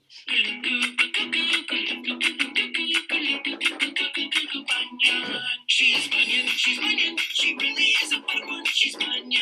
Listen, doctor, to my plea, it's time for bunionectomy.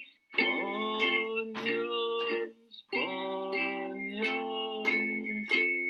everything in our feet. Feet of mine have got to go, please get these bunions off my toes. My alkaloid foot will always have my alkaloid. Bunions, bunions, painful, painful. Bunions, bunions, painful, painful. So the good news is that my bunions are not painful. In fact, they haven't been painful really since we started doing this segment. Maybe that's what's helping. Maybe you're stepping on the chicken. Oh, no, oh. That's gonna be painful if you do that. Yes, here we go. Wants to be part of it. So I'm going to use our new friend Sweepy McSweepFace as the measuring stick for my bunion. So this is my right foot Oh, bunion. that's good. It'd be like an instructional video, yeah. Yeah. So here's my bunion on my right foot. This is my bigger bunion. Oh, you're not going to use his face. Okay. Oh, well. Oh, I see. We can do it this way. Oh, he's really fascinated. But yeah, it's hard for him to measure. Here, Maybe use the other part. Yeah. So here we go. My bunion is this high on the sweeper, so it's about the length of the holy handle hangy part of the sweeper. And now there is some news about this foot. This foot, my bunion is fine, but I do have kind of an infected scrapey place on one of my toes here. So although we're going to measure this part, we're going to measure the left foot bunion again. So this is about half the size of here. But if you can see right there, we just hold my bad. I've got like a scrapey bad toe there. Ooh, what happened? I know, it's been hurting me a lot. I could put a Band-Aid. You want that? Yeah, probably. Yeah, it's not nice. Anyway, so, ladies and gentlemen, I've got to say, today, for the first time in a while, not a perfect 10 out of 10 on my foot score, even though it's not related to the bunion. This is probably a 10 on one foot and a 7 on the other foot because I've got a scrapey, painful near the toe knuckle thing or near the nail on my left fourth toe from the big toe.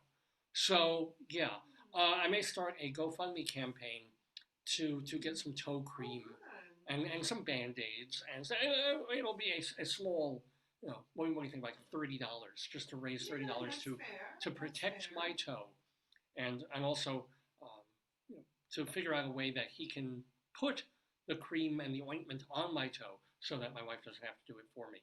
So anyway, if you're interested in donating, I'll get the site up later this week. But that, my friends, was Bunion Watch for this Saturday morning. It is June 29th, 2024. It is our 950th episode of the Dave's Gone By Show, starring me, Dave Lefkowitz. And if you want to watch our older programs, remember the name of our website is davesgoneby.com. davesgoneby.com. We also put all our archives at archive.org. We have a channel there at archive.org for our full shows as well as our interviews that are in a separate place. Check them out. Archive.org, davesgoneby.com, as well as castbox.fm, and that is where we put just the audio of every episode we've ever done. And so if you're downloading, if you're on the go, you can't watch the whole show, but you want to listen, castbox.fm is the great place to hear it as a podcast. And then we also have a YouTube channel, Dave's Gone By, and this very Facebook page on which you're watching the live broadcast. So check them all out. But the main place, really, to start is davesgoneby.com, as well as this Facebook page. All the power? What do you mean? You got the power. I don't got the power. On your thing, you got all the power for the video. Oh, that's true. Well, speaking of video, after this, we're going to get to our Colorado Limerick of the Damned, where we're going to Alice, Colorado. We're going to bring in Rabbi Saul to do some story time, because there's a book that he wants to share with you called Shmegoogle, brand new Yiddishy words. That's a a great idea. But before we get to any of that, let me show my appearance on another program. What is your appearance? Because a couple of weeks ago I played my appearance on the video podcast of John Suzuki's. Oh, that was wonderful. Yeah. What an interesting show he has. Yeah. So he was on. It was called Finding Better. If you missed it, go into the archives on Dave's Gone By or his archives, John Suzuki, Finding Better, where I appeared as a guest. Well, I also appeared as a guest on a long-running theater review show co-hosted by Charlie Gross and Leslie Hoban Blake. If you know this program, you know them both well. And so they do a bi-weekly theater review and interview program, and they did kind of a special episode of interviewing, doing a kind of a roundtable interview of a bunch of theater critics and journalists, and they were kind enough to include me in. We recorded it back in January, and I was waiting for an episode to just kind of, share it here if you missed it when they did it. So that's what I'm going to do right about now. I'm going to go in, and I'm going to share my screen. There it is. And now I just have to find, I had it ready. So ladies and gentlemen, we've got, you'll see David Sheward there too. He was one of the guests.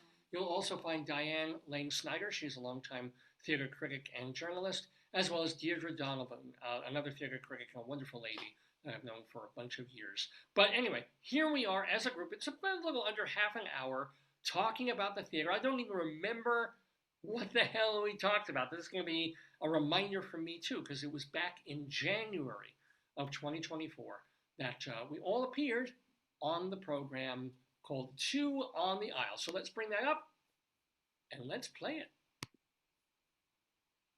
This is our very first special. We're hoping to do more of them, but this is a special for us. We have invited 4 friends and guests and fellow critics to come and discuss Back to the Future. No, not the play, not the movie, but what's coming up for the rest of the season. Starting in February, I would say, because a bunch of plays have opened in January already. So this starts around February and it ends around April. And they will introduce themselves. You've seen all of them on the show before. David Lepworth was once upon a time an actual co-host.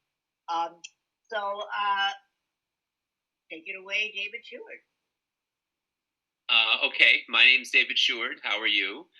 And I am a member of the New York Drama Critics Circle, the Drama Desk, and the Outer Critics. And I write for Theater Life, Cultural Daily, and TotalTheater.com. The 2 shows I am really looking forward to this spring are one, for a play, I'm looking forward to a play called Corruption, which is by J.T. Rogers, who wrote Oslo and Blood and Gifts. I think that was the other title. And I'm interested in it because it's the subject matter is really, really intriguing. David, I'm going to stop you here. Mm-hmm. I think you misunderstood. The beginning is my play is Corruption by J. Rogers. He also did Blood and Gifts. The next one by such and such, because it's starring Reg Rogers or whatever. And then we come back and we're all going to talk about the show. But so you don't want me to say why I'm interested or not yet. That's going to be what we take up when we're talking. All right. About, Okay.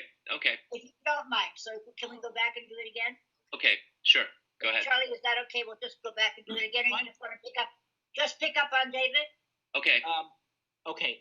3, 2, 1. Hi, I'm David Sheward. I'm a member of the New York Drama Critics Circle, the Drama Desk. Hold on, I'm sorry, David. Little technical difficulty. Okay. In 3, 2, 1. Hi, I'm David Sheward. I'm a member of the New York Drama Critics Circle, the Drama Desk, and the Outer Critics, and I write for Theater Life, Cultural Daily, and Total Theater. All of those are .coms.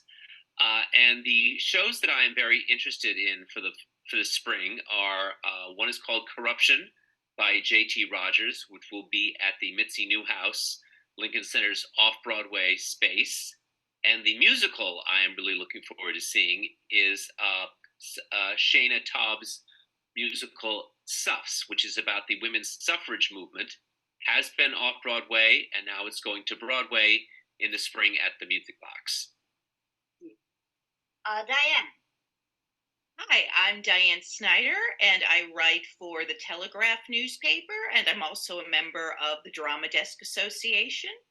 The play that I'm most looking forward to this season is Mother Play, Paula Vogel's latest play, starring Jessica Lange, Jim Parsons, and Celia Keenan-Bolger. And the musical I'm most looking forward to is the Broadway transfer of Stereophonic. David? Hi, I'm Dave Lefkowitz, and I am the founder of TotalTheater.com, for which David Sheward writes. And I am also the founder and host of Dave's Gone By, a very long-running video podcast of humor and talk and culture. We even have an Inside Broadway segment. And it's funny, Diane Snyder just stole my shows. So I am very looking forward to Stereophonic by David Adjmi. You know, I was so upset that I couldn't see it when it was playing off-Broadway at Playwrights Horizons, but it's coming to the Golden Theater. And if I can get to New York, I hope to see it there. And then there's also, she mentioned Mother Play with Jessica Lange, and that is new, and it's directed by Tina Landau. It's a new Paula Vogel play, which makes it automatically kind of a must-see. Okay, and Deirdre? Yes, hi. My name is Deirdre Donovan. I write for theaterscene.com and off online. I am a member of the Outer Critics Circle and the Drama Desk. The two shows that I am most anticipating this season, Pericles at the Classic Stage Company, and Cabaret at the August Wilson. And Charlie? Yes. Hold on just one second. There we go. The two plays I'm looking forward to are Amy Herzog's Mary Jane, which I saw off-Broadway. It's now moving to Broadway. And a revival of The Wiz. Okay. I have to remember what I said about mine before. My play that I'm looking forward to is I can't remember. I'm sorry, I just went blank. I'm so busy. Hang on. They're doing Vanya. That sounds interesting. No, it was. I know what it was. Thank you. No, I know what it was. Now. The play that I'm looking forward to is the new version of Ibsen's Enemy of People. Sorry. The Enemy of People. Yeah, David Evans liked that one too. Okay. Well, I'm really sorry about this. I have so much going on up here right now. Okay, believe it or not. 3, 2, 1. And my two plays are the Ibsen's Enemy of the People, starring Jeremy Strong from Succession, and the musical that I'm really interested in is Lempiska. I know very little about it, but I do know a little bit about her. And I have heard about this musical, I would say, for the last 10 years. So I'm very excited to finally see it come to some kind of fruition. And now, just let me know who wants to go first to talk about why you want to see your plays, and we'll just start talking. Okay. Hello. Dave, Okay. Go ahead, please. All right. Well, I am interested in corruption. I'm interested in corruption in general. And we're living through it, yes. But I'm interested in the play Corruption because the topic is really interesting. It's about the Rupert Murdoch phone tapping scandal that erupted in Britain a couple of years ago, in which Murdoch's media empire was accused and convicted of tapping people's phones to get news stories. I'm very curious about it, and the playwright J.T. Rogers has done several other plays that are political in nature. They're very broad and sweeping and very relevant. He's done one about the Oslo peace talks, which won a Tony Award, and so that kind of broad, sweeping, historical but yet contemporary play fascinates me. And I'm interested in Stuffs because I saw it off Broadway, and it's also historical about the women's suffrage movement. The music, the lyrics, and the book are by Shana Taub, who's also playing one of the leads.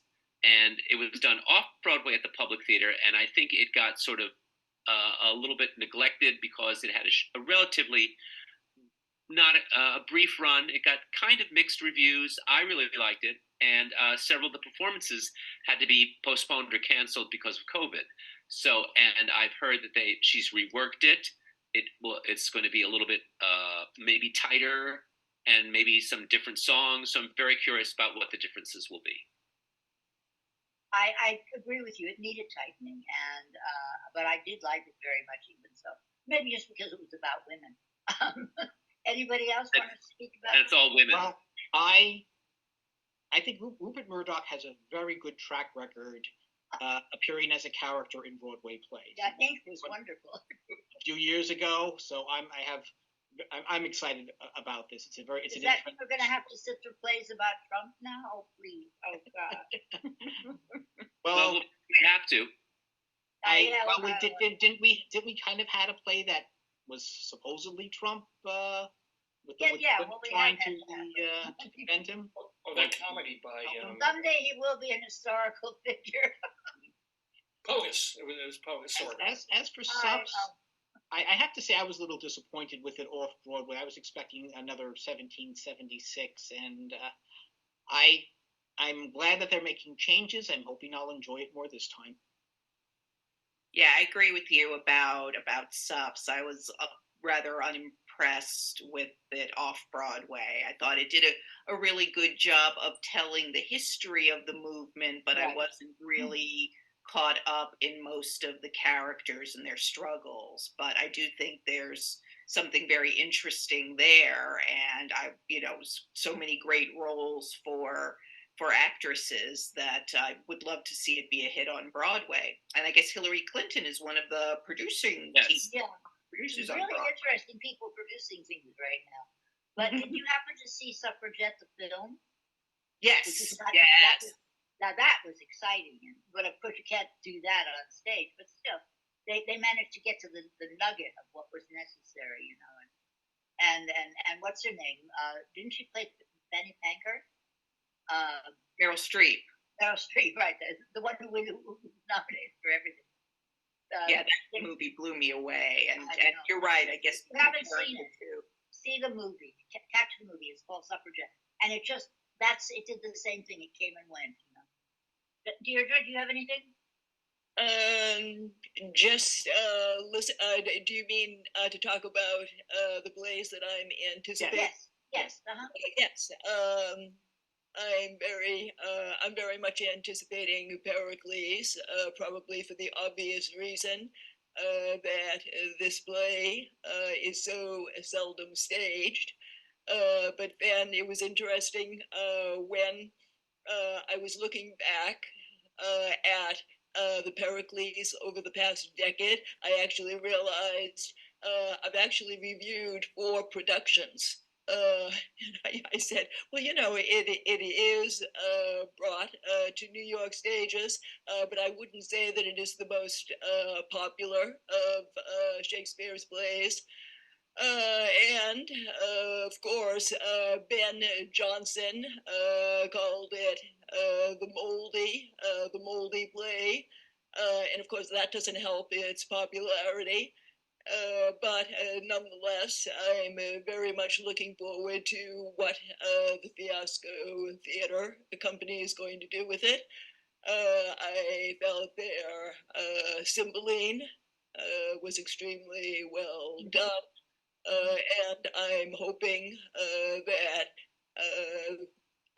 Pericles, will shine just like their Cymbeline. And David Lefkowitz, did we get you already? Oh, no, not yet. So. Okay. All right.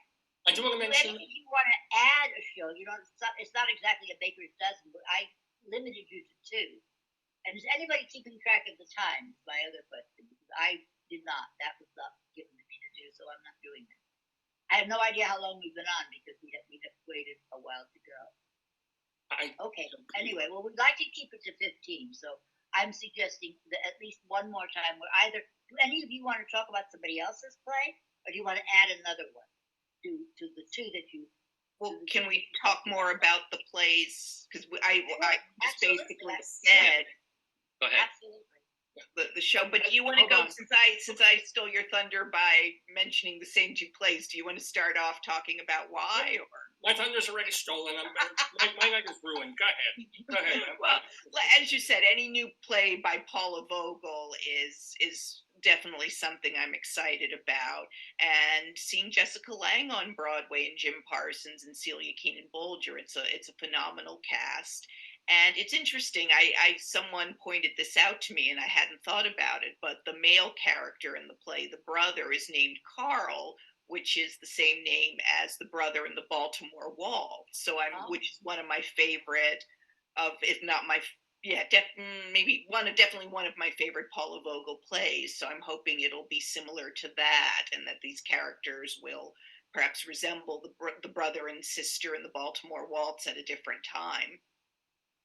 So, all I can do is echo Diane on that show, and then add in a show that a couple of you have already seen, Stereophonic, that I mentioned before. I didn't get to see it. I can't wait to see that. Yeah, me too, because it got great reviews, and I think it's just a wonderful idea. I thought it would be a great idea for a mini-series, because this idea of a band in a studio, the internal conflicts, the people sort of grappling with each other, fighting for fame, fighting with each other, they've been together for so long. It's such a great idea for a play, and I like, one of the critics used the word granular, this idea of little things, the little problems that they have, the feeling of being really in a studio, and like a slice of life kind of thing, as opposed to just this past weekend I saw Harmony on Broadway, the Barry Manilow show, and I just felt like shouted out and tugged at by the collar by the whole time, and Chip Zion, whom everybody loves, it's just like by the end of it, he might as well be tearing the scenery from the walls. It's like,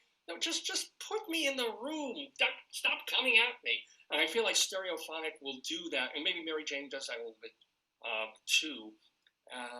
So yeah, But that's interesting because August Wilson did that with Ma Rainey's Black Bottom. That's exactly what Ma Rainey did in the studio, and you saw all the things that you saw her. Well, angrier and angrier. That was in one day, and Stereophonic takes place over. I think I did see it when it was at Playwrights, and I think it's over the course of, I think, a year or a year and a half.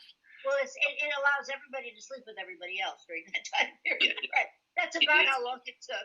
It is but Stereophonic is a really excellent play. It's probably the top contender, one of the top, now that it's going to Broadway, it will be the top contender for best play. Really? I think they'll consider it a play with music as opposed to a musical. Really? And I didn't think that highly of it. Wow. It should also be interesting to see if they make appropriate and Mary Jane revivals or new plays. I loved Appropriate the year I saw it. I thought it was the best and funniest play I saw. But he's been working on it. So I talked to one or two people, you included, Charlie, who really either didn't get it or didn't like it. And I thought, oh God, I don't need to screw it up, because I thought it was almost perfect when I originally saw it. But I could see making mistakes by either expanding it or it was just, you saw it, didn't you, David? I think it was 2014. I have a question that I would like to interject. David, is Stereophonic is it supposed to be about Fleetwood Mac? Do I remember right? It's a group. It's fictional. It's all fictional, and there are certain resemblances to Fleetwood Mac, but it's not supposed to. It's not historical. It's fictional, and there are like rivalries within the group. It's two couples that make up the group, and it's also the guys, the engineer and his assistant. So it is based on, it's sort of inspired by Fleetwood Mac, but it's not a documentary on Fleetwood Mac. Well, actually, isn't the band's name in the show Meatwood Flack? No, that's not it. We'll do that. Like Dreamgirls wasn't supposed to be the Supremes, but it was the Supremes. Yes. Come One on, thing I David, like quick. I'm Who sorry. are they? I actually remember the show being a bit on the long side. Do you think that they will cut it No. when it goes to Broadway? No. No, they won't. Because that's part of it. I think that's the other thing, the fly on the wall. It takes the time, to really sit in there and marinate. And that was also what I wanted to say about Mary Jane. I forgot about that. About this, I read that was kind of a gentle play, sort of optimistic. I'm not lovely. a Herzog fan. I didn't like 4,000 Miles when I saw that years ago. I found that pretty, like, meh. So maybe this is a lot better. But again, I want to immerse myself in a play and not have it, pounce on me. Well, it is very. In which case, I think you will like Mary Jane because of the attitude. Mary Jane is about a mother with a very, very sick daughter who needs her constant care, and chances are I think the daughter is probably not going to reach adulthood, if I remember correctly. Yeah. And just her attitude as she has to deal with her daughter, with the bureaucracy, with the insurance companies, with the medical, how she goes about it. And in my case, I know someone in not that situation, but in a similar situation, and I see how she approaches this, and it's very much like Mary Jane. And it just blew me away off Broadway, because normally when you see a play like that, they just pile on disaster upon disaster, and it's a bit of a downer. But here, watching how she copes with it, she just achieves such a marvelous balance with this play. So I'm really looking forward to seeing it again. Yeah, me too. That blew me away when it was at, I guess it was New York Theater Workshop. Yes, it was New York Theater Workshop. And it was really subtle and wonderful. And I remember it was Carrie Coon's performance as the mother. I didn't even know who she was at the time. I had no reference point for her. She was brand new. I think this was after she did Who's Afraid of Virginia Woolf. Was it really? I mean, I didn't see her. I saw Virginia Woolf. I remember her as a girl, but I didn't see her here as somebody I had seen before. That's what I'm trying to say. She is a chameleon, and like a good actor should be. Yes, and now she's in the Gilded Age. She's totally different. I know. She's wonderful. I just wanted to add one. Who is she playing in the Gilded Age? She plays Mrs. Russell, the nouveau riche. Who wants to break into society. Right, the upstart. The nouveau riche, I love that. But I just wanted to add something to my list, because I don't know what to say about Limpiska. I like the artwork, obviously, of that from the real person. But I don't know if you're sort of like Matahari or something else. I really don't know what's going to happen. Well, did any of you guys remember this? This is going back 25 years. There was one of the first immersive plays. Oh, you do remember, David. It was called Limpiska. Tomorrow. It was called Tomorrow. Tomorrow, sorry. Yeah. Yes. And it was about her.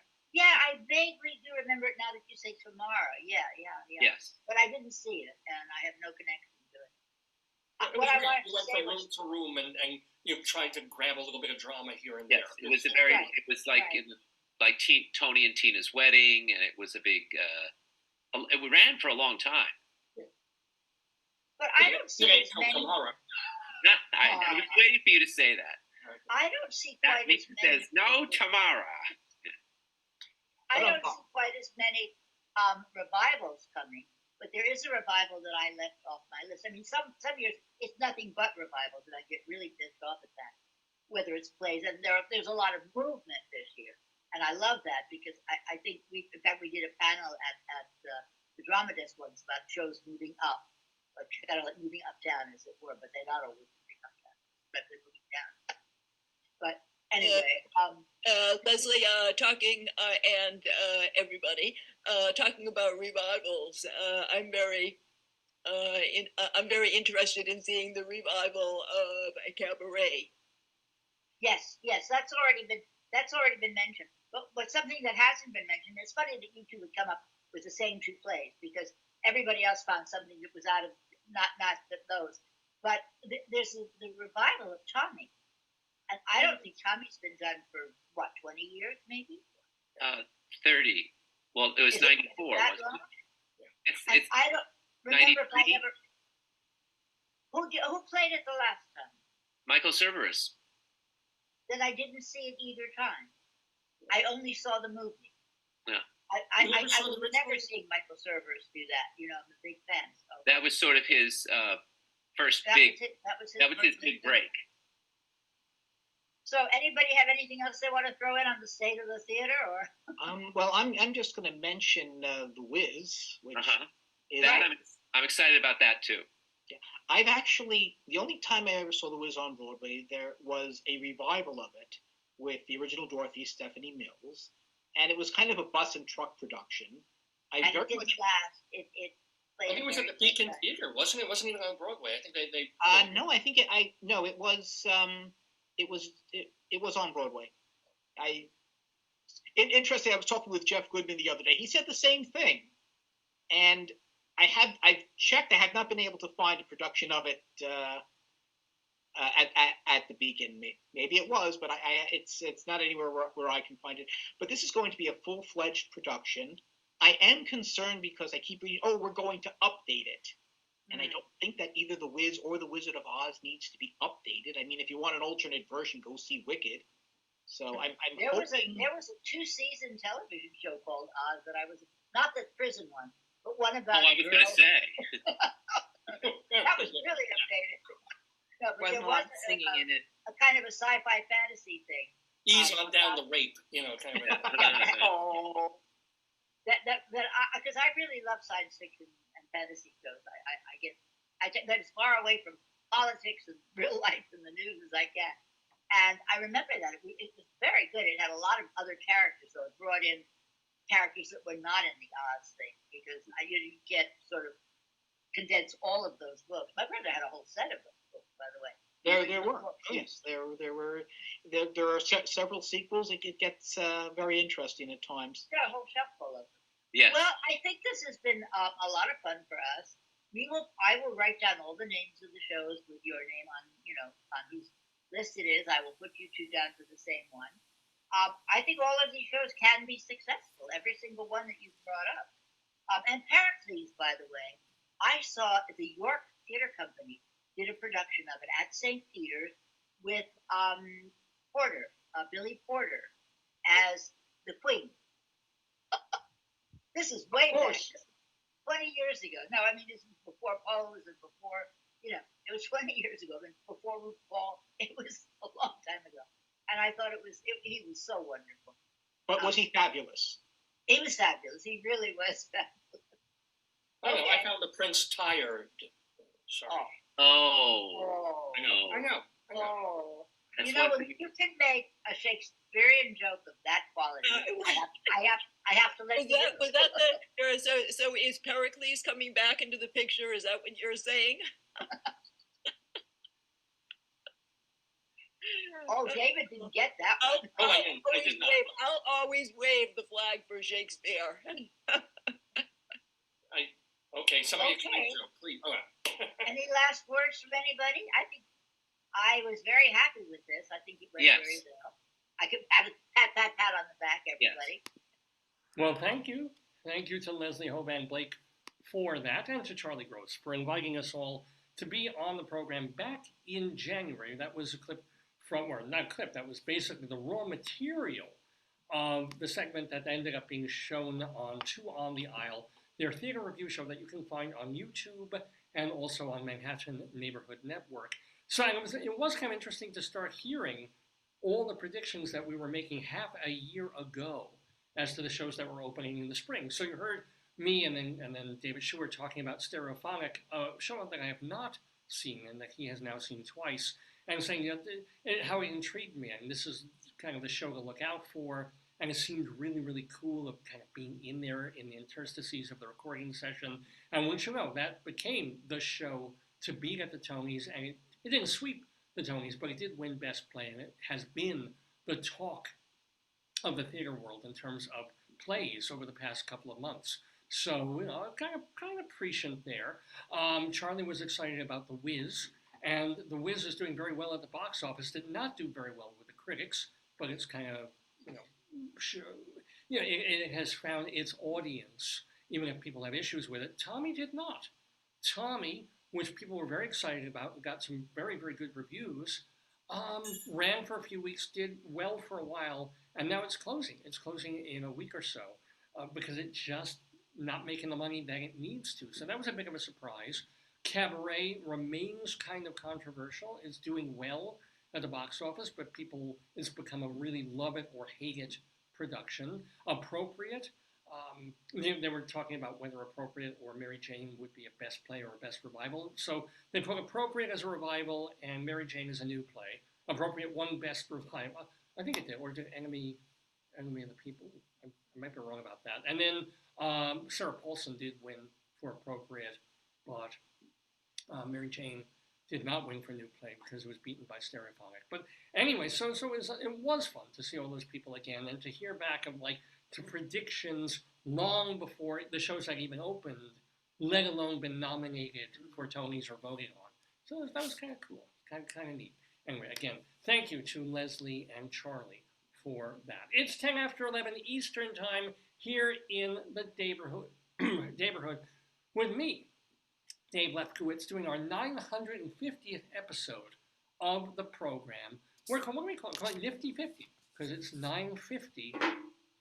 Only 50 shows away from our 1,000th, so pretty cool. We still have our Colorado Limerick of the Dam to do. We've got to bring Rabbi Saul in to do his story time, where he's going to read from this book, Shmegoogle, a book of brand new, or newish, Is it Jewish just like words. one page with a different word, or how does it? Yeah, they usually have 1 or 2 words per page. It's like almost a glossary. Oh, nice. Kind of, it's just cute. It's a cute idea.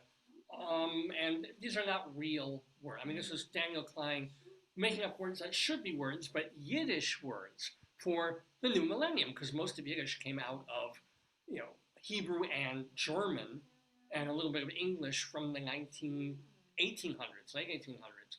So it's time, we're in the computer age, the digital age, the age of Spotify and SoundCloud and stuff like that. Language is evolving. Yeah, there's no Yiddish for that. There is now. So Rabbi Saul will go through that. And then, and our friends in the neighborhood that we'll talk about. But let's get to one of the segments that we do pretty often called Dave's Big Dictionary.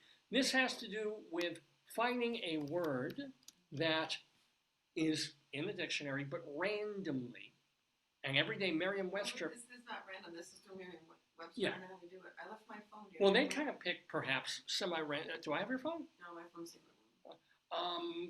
They pick one new word a day or word from the dictionary a day to share and make that be like the word. It's kind of like almost when you were a kid and you learned new vocabulary. Mm-hmm. This is a great way. Like if I were a fourth grade teacher, Yeah. I would say the word of the Merriam-Webster's word of the day. Today's word is fecund. It sounds dirty, but actually it does imply a dirty thing. Fecund, Fecund. We'll talk about it. I'll talk about it. Trying to think of some stuff to say about it. I've been thinking a little bit about it on Dave's Big Dictionary. Extra, tell all about it. It's Dave's Big Dictionary.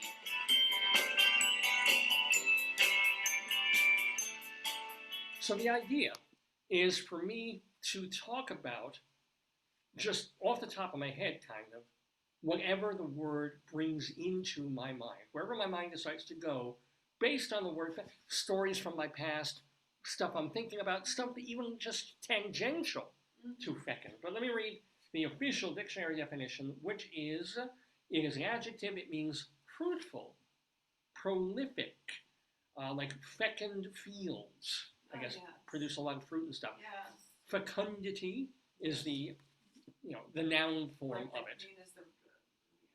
So what can I talk? Well, it still intrigues me how people, artists particularly, can go through periods of amazing fecundity and be fecund. That's the word. Fecundity is not the word. Fecund is. Yeah, but you can make a derivation. Yeah. So, it brings me back right to when I was, I guess, about 14 years old, and moved to Long Island and met a circle of friends, and we're starting up a band together. And I started writing parody songs. parodies, direct parodies, and parodies of song styles. And I wrote a song, my signature song, the Enema Blues, right? That was performed by the band. So I was inspired by my friend at the time, Scott, and and I wrote the song.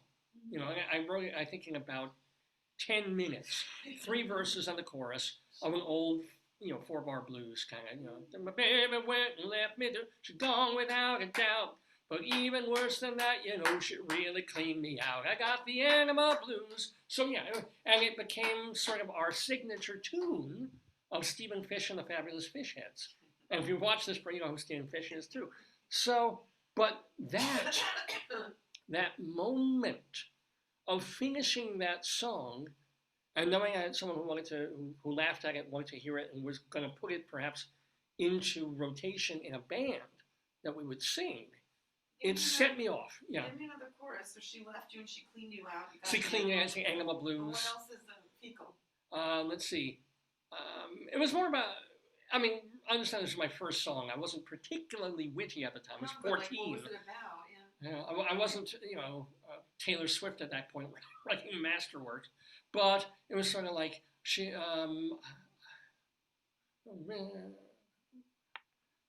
flushed out my whole life, and now she's trying to flush out my heart. Oh, Which is kind of, yeah.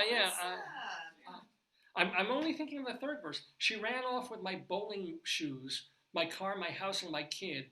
I told her, blow it out your ass, and that's exactly what she did. I got the Enema Blues ever since we've been apart. You would know if somebody gave you an enema. You would be. Oh, I would. I've never had one. But you would be part of it. You'd have to. Yeah, be done to you. It's not like giving a laxative. You know that I was good to her. Yeah. I never treated her mean. I even let her use my bathroom, and now she's flushed me clean. It was, that was weak. That was a little weak. But it was like my first shot. Are you going to ever do a part 2? Well, the point is, part of what I'm talking about being fecund, was that enemas literally unlocked something inside me. I've written 4 or 5 other songs over the past 45 years, that include enemas, including a parody of Elton John's "Your Song." Yeah. You say you want something to make you feel good inside. Yes. I can give you inner peace if you give up your pride. Lie down on the table. There's no need to dismay. The true meaning of life is just a nozzle away. Oh. And it's about a guy giving a woman an enema of love. Well, when you needed it. Again, I wrote that when I was 14 and a half. Oh. I'm still proud of that one. And we played that one as the Fish. Why were you obsessed with enemas, though? Because I thought them really funny. Like, when did you I still first do. learn of it? Like, what did you have? How did you learn of it? Oh, this In a goes store? In a beyond store? fecund. So fuck fecund. We'll leave that aside for a minute. But the first time I discovered what an enema was, I heard about it, was my Uncle Nay. This is absolutely true. My uncle, we called him Uncle Nay. His name was Nathan. My mom's mother's brother, Nathan. Lovely guy. And so Uncle Nay loved jokes. Your mother didn't have a brother. She only had a sister. Her mother's brother. Oh, so grandma's it was brother. Her aunt. Yeah, my mother's aunt, grandma's brother. So he would tell jokes, and one time he told one about a guy in a hospital. Oh God! And somehow the charts got screwed. We saw the play like that too. Right. The play was basically a version of that joke. So the guy's in the hospital. The doctor comes in and goes, "Oh, sir, it's time for your enema." Then, like half an hour later, But doctors would never give an enema. It would probably be down to the nurse. Back in the day, back in 1960. Oh, is my flag coming down? That's okay. My tape's in the other room.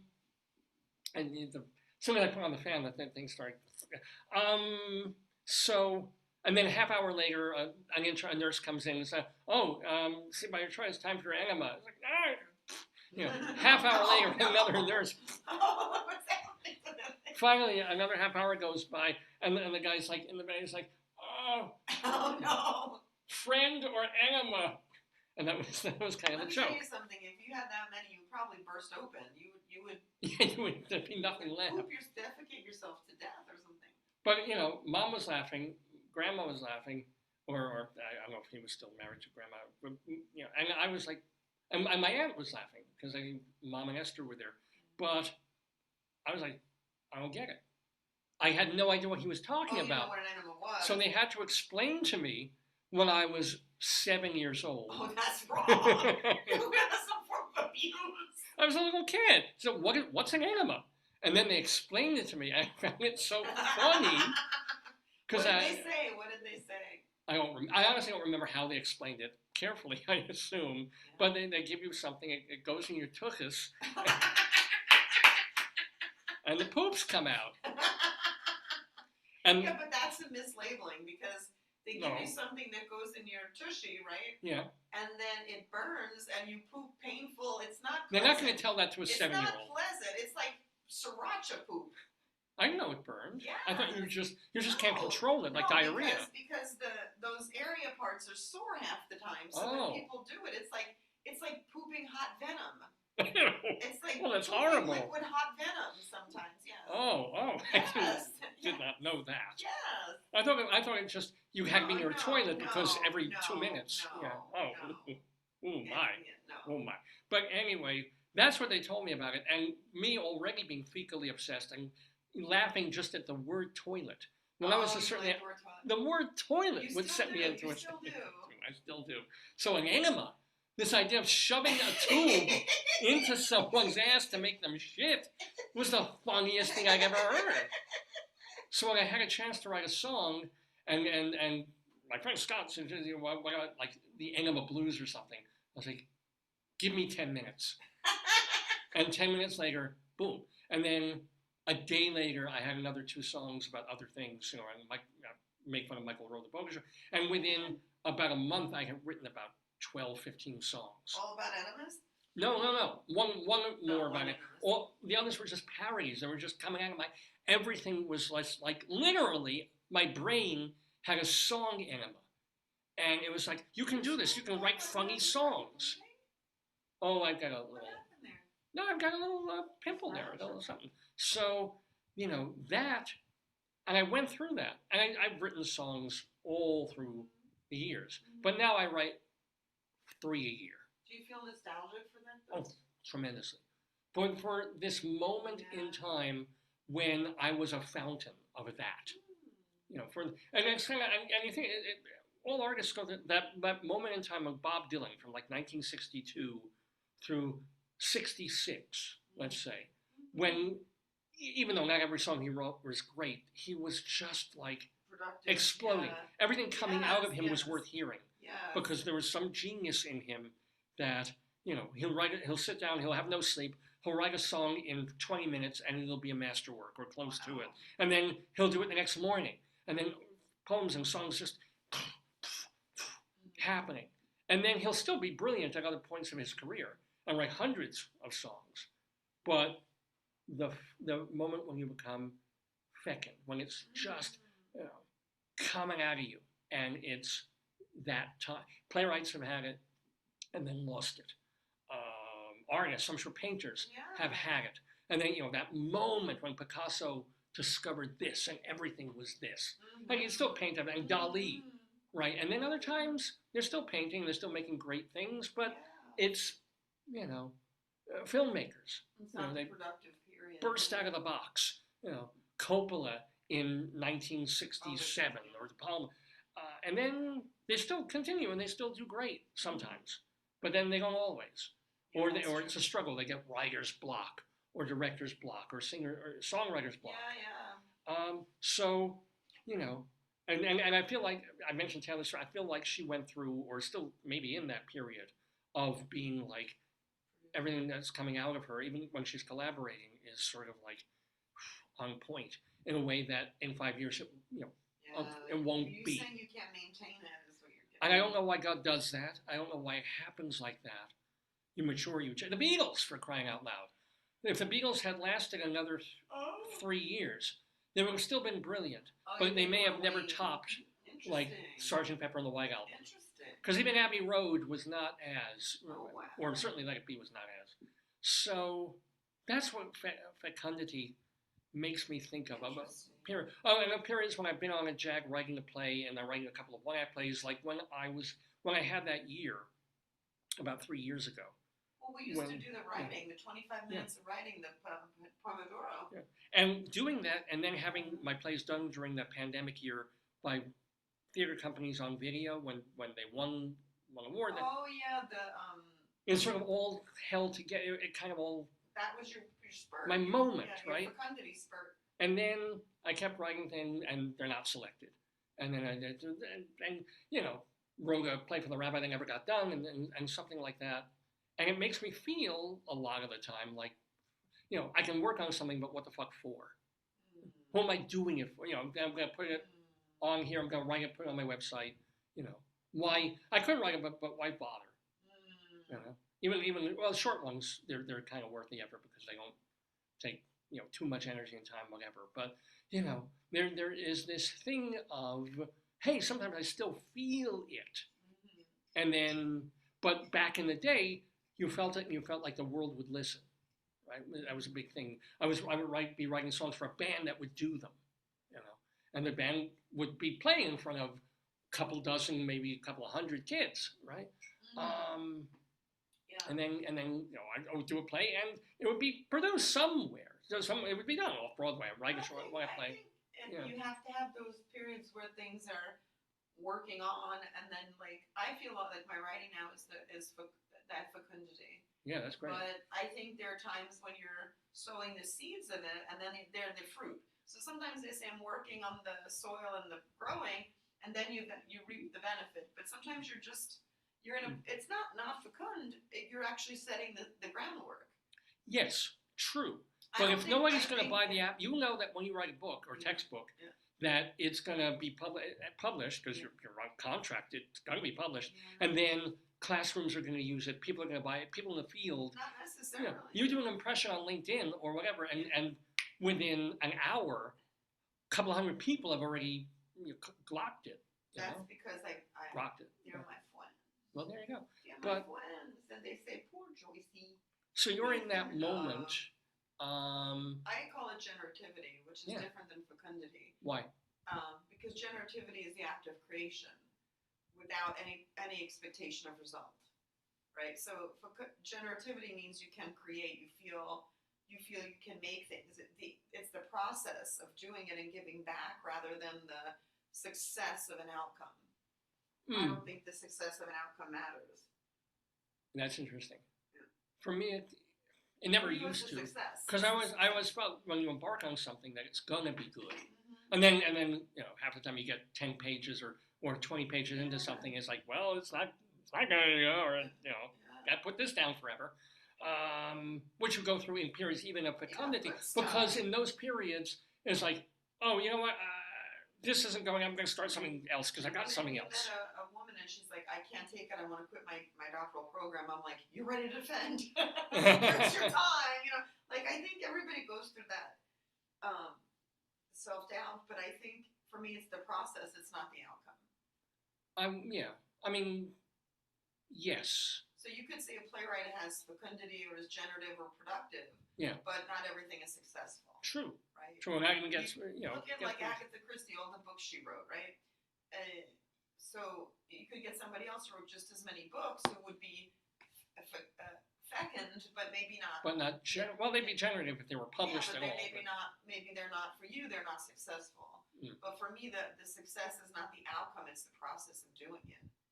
Like the success is when you sit there and you're like, "This is just a complete piece of crap." And then you write it and it makes some sense. Now, see, for me, back in that period of my teenhood, I loved the process. I loved being a fountain of songs because they were just pouring out of me. As opposed to the struggle that writers, 98% perspiration, whatever, of that is, I get into a jag and it is fun for that jag.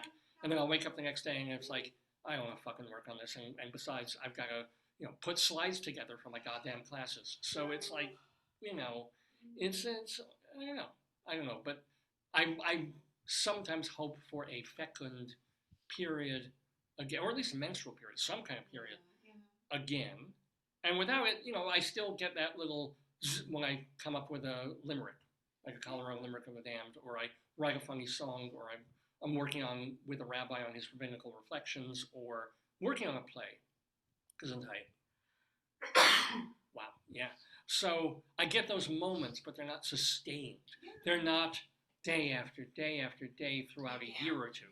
You can't. No, well, people can. They do. You can't constantly produce without recharging yourself because you can't get blood from stone. You can't. Yeah. Like sometimes I'm like, this is just complete garbage because I'm tired and I don't want to do it, but I have to do it because I'm hitting the deadline. I'm like, you gotta do this, right?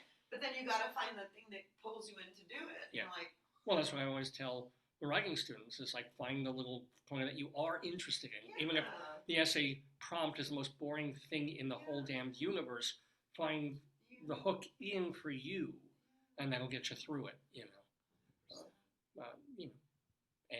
Anyway, that, in a rather depressing way, was Dave's Big Dick Dictionary for the word fecund. Well, it is... I second that. It is 11:30 in the morning Eastern time here in the Daverhood. You're watching the 950th fecund episode. What? I'm trying to figure out what's next. Oh, well, yeah, we'll have Friends of the Daverhood, where we tell you what some of our friends of the show have been up to, and our Colorado Limerick of the Damned. But before we get to that, let's get Jewy, ladies and gentlemen. Let's get truish, newish, and Jewish, because we have the book Shmegoogle to share with you. It's something called StoryTime, which is, you know, again, it's one of the things I do on this program because I don't have to be fecund. I can make fun of somebody else's stuff rather than having to create my own. So, Rabbi Sal Solomon is waiting in the wings. He is founder and spiritual leader of Temple Sons of Bitches in Great Neck, New York. So, oh yeah, this will be from our friends band. So I'm hoping that the Google will let us. You know, I'm not going to take a chance. Not going to take a chance that Facebook will censor the music. Oh, that's right. That's right. I should be playing StoryTime, not Klezmer. Yeah. Here he is. Tell me a story, tell me a story, tell me a story. Remember what you said. You promised me, you said you would. You gotta give in, so I'll be good. Tell me a story, then I'll go to bed.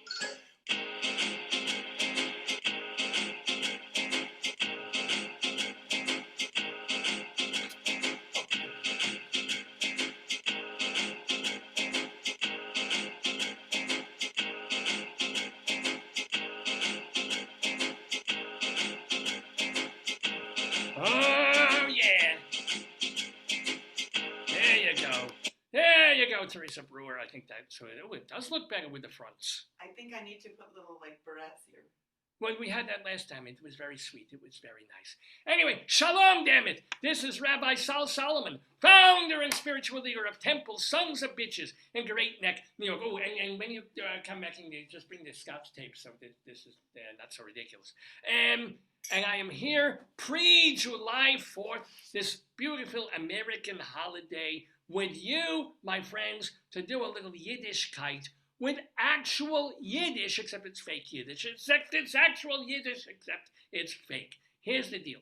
There's a book that David, the host of this program, found in the local library called Shmegoogle, Yiddish words from modern times. In other words, Yiddish, nearly all the language, was codified back in the late 1800s, the early 1900s.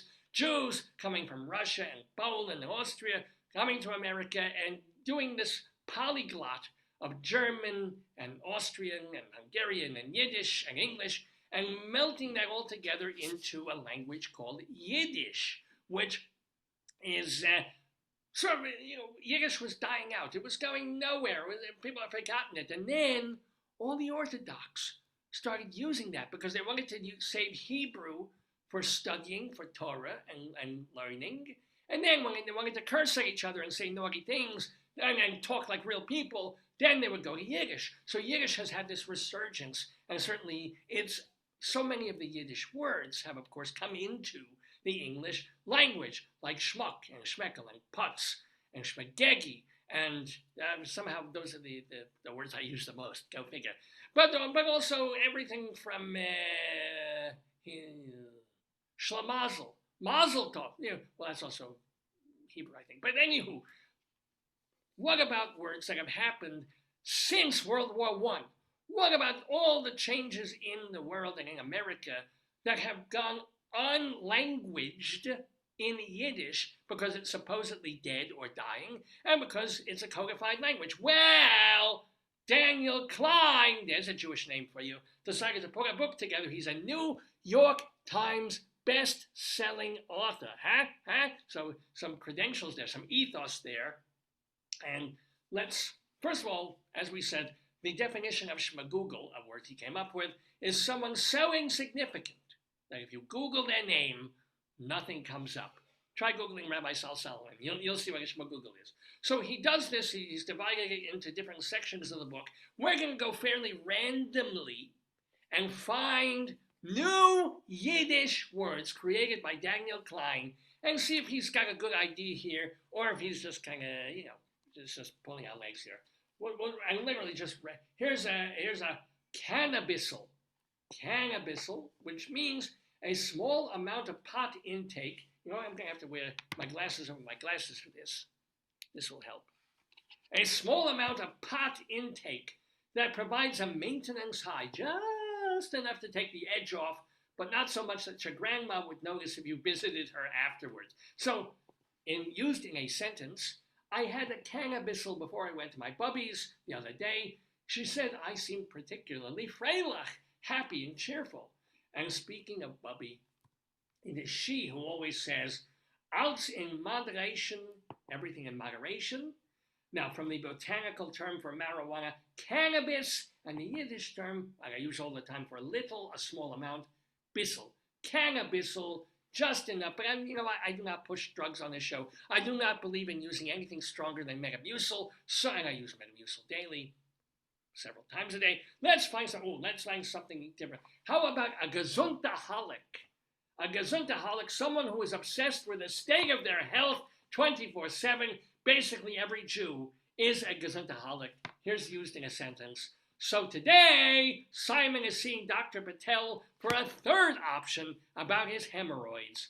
He is a regular gesundaholic, coming from the Yiddish word gesund, which means health. And if you have very, very high health, it's gesundheit.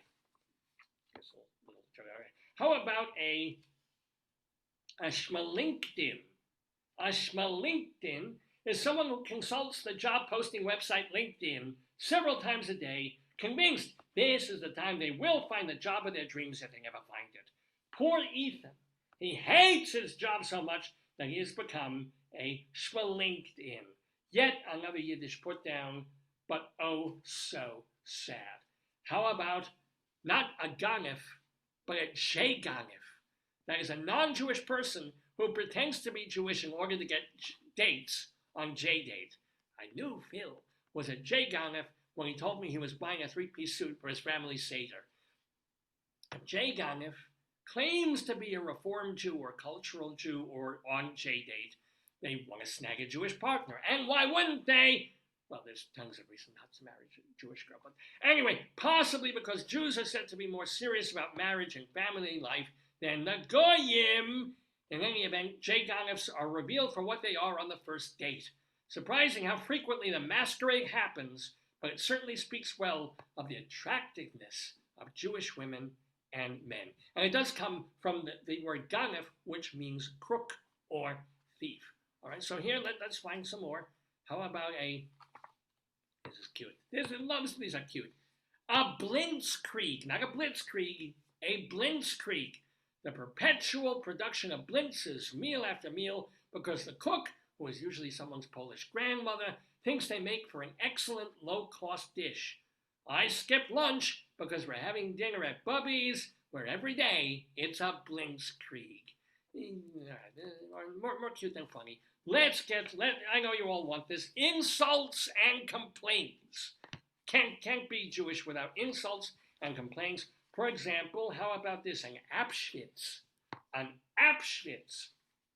This is the result of being annoyed or made anxious by the inability to get your smartphone to work as desired or as quickly as you want. More generally, it can cover any computer or phone-based frustration, from the Yiddish word schwitz, meaning to sweat, or metaphorically to be nervous or anxious. So if you're anxious with an app, you're having an app schwitz. And speaking of schwitz, to get off the pot, let's get to curses from modern times. Well, nobody does curses like the Jews. We know some of these, and these are English. May you sell everything and retire to Florida, just as global warming makes it uninhabitable. These are some new sort of English curses for times. He should invest all his mother's money in a startup that no one understands and evaporates her money. Not funny, just so. But here's some Yiddishy curses. So how about toxipupik? I like that. Toxipupik, a person who possesses a toxic personality down to their very core, the pupik, the belly button. Everyone who encounters them feels schrecklich, awful afterwards. He is such a toxic pupik that buyers will sign anything just to get away from him. All right, how about this one? If it makes me laugh, it's going to make you laugh. Here we go. A swollen prostack. Swollen prostack. The quality of a vulgar, ignorant person who believes themselves to be classy and clever. Turn off your hearing aids. Here comes Eddie and his swollen prostack. From the Yiddish, prostack, meaning an ignorant boor. There's another one. How about oi, yo, yo, yo, yo? I think I mispronounced that. Oi, yo, yo, yo, yo. A labile person, one given to rapid, repetitive mood swings. Get it? Oi, yo, yo, yo, yo. Poor Edith, her moods change so fast that her daughter changes, faster than her daughter changes boyfriends. Edith is certifiable. Oi, yo, yo, yo, yo. It's kind of hard to. How about this one? Gefilted. Gefilted. Stuffed or filled up with anything, originally with food, but now also perhaps too much work or a strong emotion. I'm gefilted with grief. I like this one. This one I will use. Gefilted, I really, really like. Let's do some more. How about people that you meet? A fudnik. A fudnik. An irritating bore with a PhD or anyone just who's overeducated and boring. From the Yiddish nudnik, meaning a pestering, irritating bore. A fudnik, someone with a PhD. How about a Botox belagen? A Botox cosmetic procedure run amok, leaving the patient's face a cartoonish mess. Go to Florida, you'll see tons of women who are Botox belagen. Any mention here of specific movie star Botox belagens have been omitted out of tzedakah charity. So let's do one or two more of these Shmegoogle terms. How about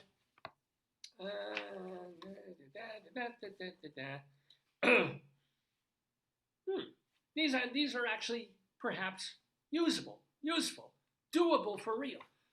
Trans mitzvah, the bar bat mitzvah of a transgender 13-year-old. From the identity, of course, from the term trans, short for transgender, meaning someone who does not identify with the gender they were assigned at birth. Join us for the trans mitzvah of our daughter Penny, nay Peter Goldstein, followed by a party featuring her favorite performance artist, Sour Pickles. There you go. So there's trans mitzvah, but there's also a ham mitzvah, which is a party for a half-Jewish person. They're having a bar mitzvah, or a row mitzvah. This is a destination bar mitzvah, which is celebrated in a place other than the boys or girls' bar bat mitzvah temple, not their synagogue. They're going to roam. They're going to do it somewhere else. Adam's row mitzvah is being held at the Hotel Rio Palace Riviera Maya in Mexico, and they're flying in a kosher chef. There you go. And then there's, of course, black mitzvah. I think we know who that's for. Let's find some other words for people, like a cashew. A cashew. Well, it's a subgroup or half Jewish, half Catholic. Cashew. Get it? Matzah pizza. People who are half Jewish, half Italian. And what else? Christmaka is in here. This is the one word that actually came out of long before this book. And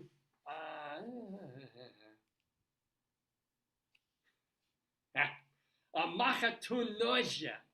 A machatunoja is a noun, the feeling of revulsion one feels at having to spend time with the parents of your child's spouse's parents.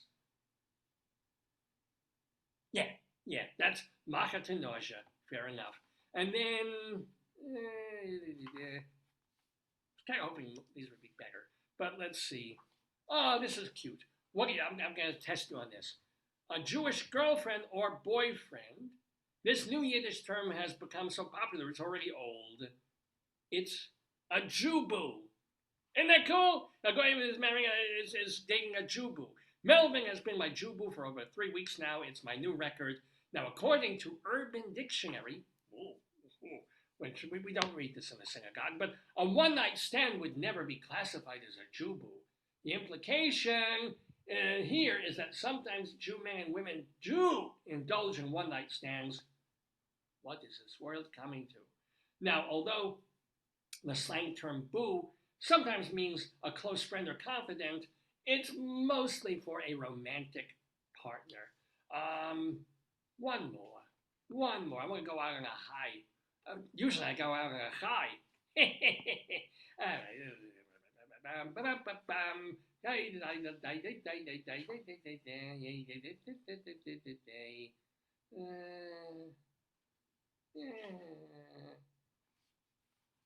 Oh, here we go. This'll do us. Someone who is zudik philic, or someone, it's a noun form, a connoisseur of buttock shapes. Speaking of Engem as before, Asher calls himself a zudik philic. He charts a very specific course through the museum's Greco-Roman sculpture garden. Zudik, from the Yiddish word zudik, meaning buttocks. Ooh, we all know tuchus, but do we all know zudik now? And philic, of course, means an attraction or affinity for something. Well, I hope you have been attracted to this amusing book by Daniel Klein, best-selling New York Times author, and I think we've seen for various reasons how far the New York Times has fallen, but it's Shmegoogle, Yiddish words for modern times, here on the Dave's Gone By show with me, Rabbi Sal Solomon, sharing story. I need, most people have regular bifocals. I kind of have to do this. So, I do want to wish you before I leave a most happy, safe, and healthy 4th of July. We do have to celebrate this country. We have to celebrate America, even though, my God, who the hell is going to be on the ticket for president in November? It's what kind of insane place are we living in? What kind of crazy, fucked up college kids do we have right now in terms of what they believe in and what they're protesting for and against? What, where, and yet, we're still lucky to be living in a country where people can protest even if they're being morons, where anybody in the world can grow up to be president, because right now, anybody in the world would be better options than the two people we have running for president. Well, we have a wonderful, where people can publish silly books, not about religion, but based on religion or anything, or say anything, or feel anything, or make jokes. That truly is what this wonderful country is all about. So much as I do love Israel, and Israel has my heart, and Zionist all the way, also America first. Also, God bless Hashem. You listen to, I don't mean it just as a meme.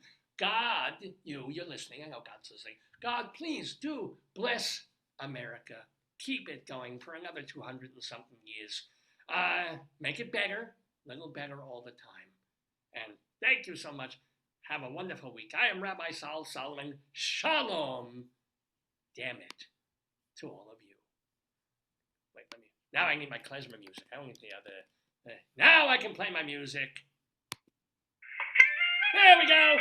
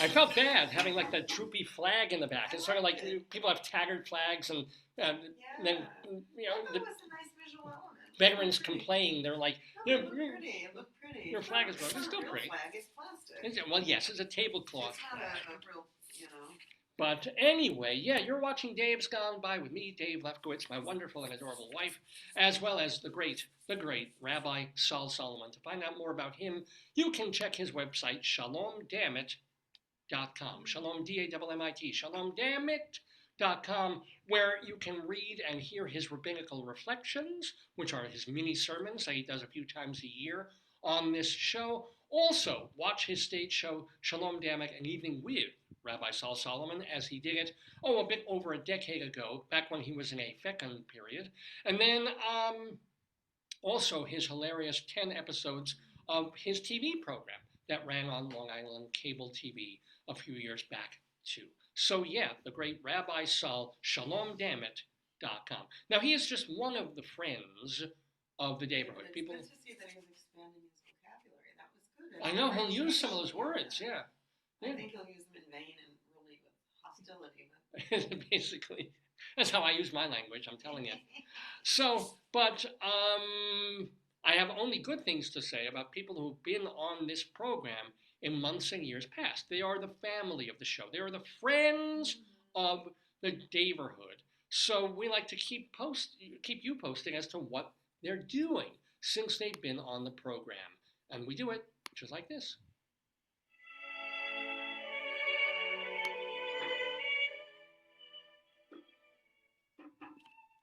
So, for example, I'm going to get my glasses for this. For example, congratulations to writer Ivor Davis, who was on the show a few years back. His book, The Devil in My Friend, the inside story of a Malibu... The Devil in My Friend. Yeah. Oh, God, yeah. In my screen. Did you know what was the word? It was not Zucker, because Zucker means sugar in Yiddish, but Zucken? Rabbi Saul, it's in that book, and it means buttocks in Yiddish. I didn't know the word for buttocks in Yiddish. Oh, that's bad. We know tuchus. With someone named Zucken.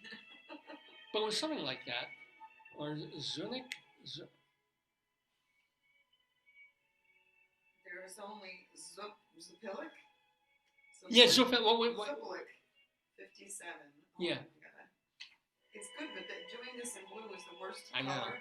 Because blue for older eyes, you can't read. So doing it in light blue is the worst color for, It was something Philic. You're right. It was Zophilic, something Zun. I just lost it. Hold on, I gotta flip it. Oh, okay. It says a connoisseur of buttock shapes. Yeah, what's the word again? Zudik means buttock. Zudik. I know. How did I grow up? You know. I don't know. Conservative Jewish family, grandparents that spoke Yiddish. I never heard Zudik, and yet I heard Tuchus, of course. But maybe I don't know. Maybe that's they don't. Maybe they're.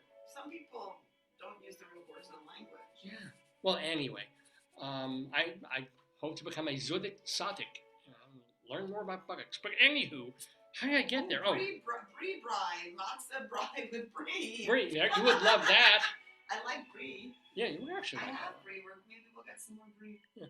Anyway, our friend of the Daverhood, writer Ivor Davis, he wrote a book about basically a neighbor on his block being investigated as to whether he was a serial killer.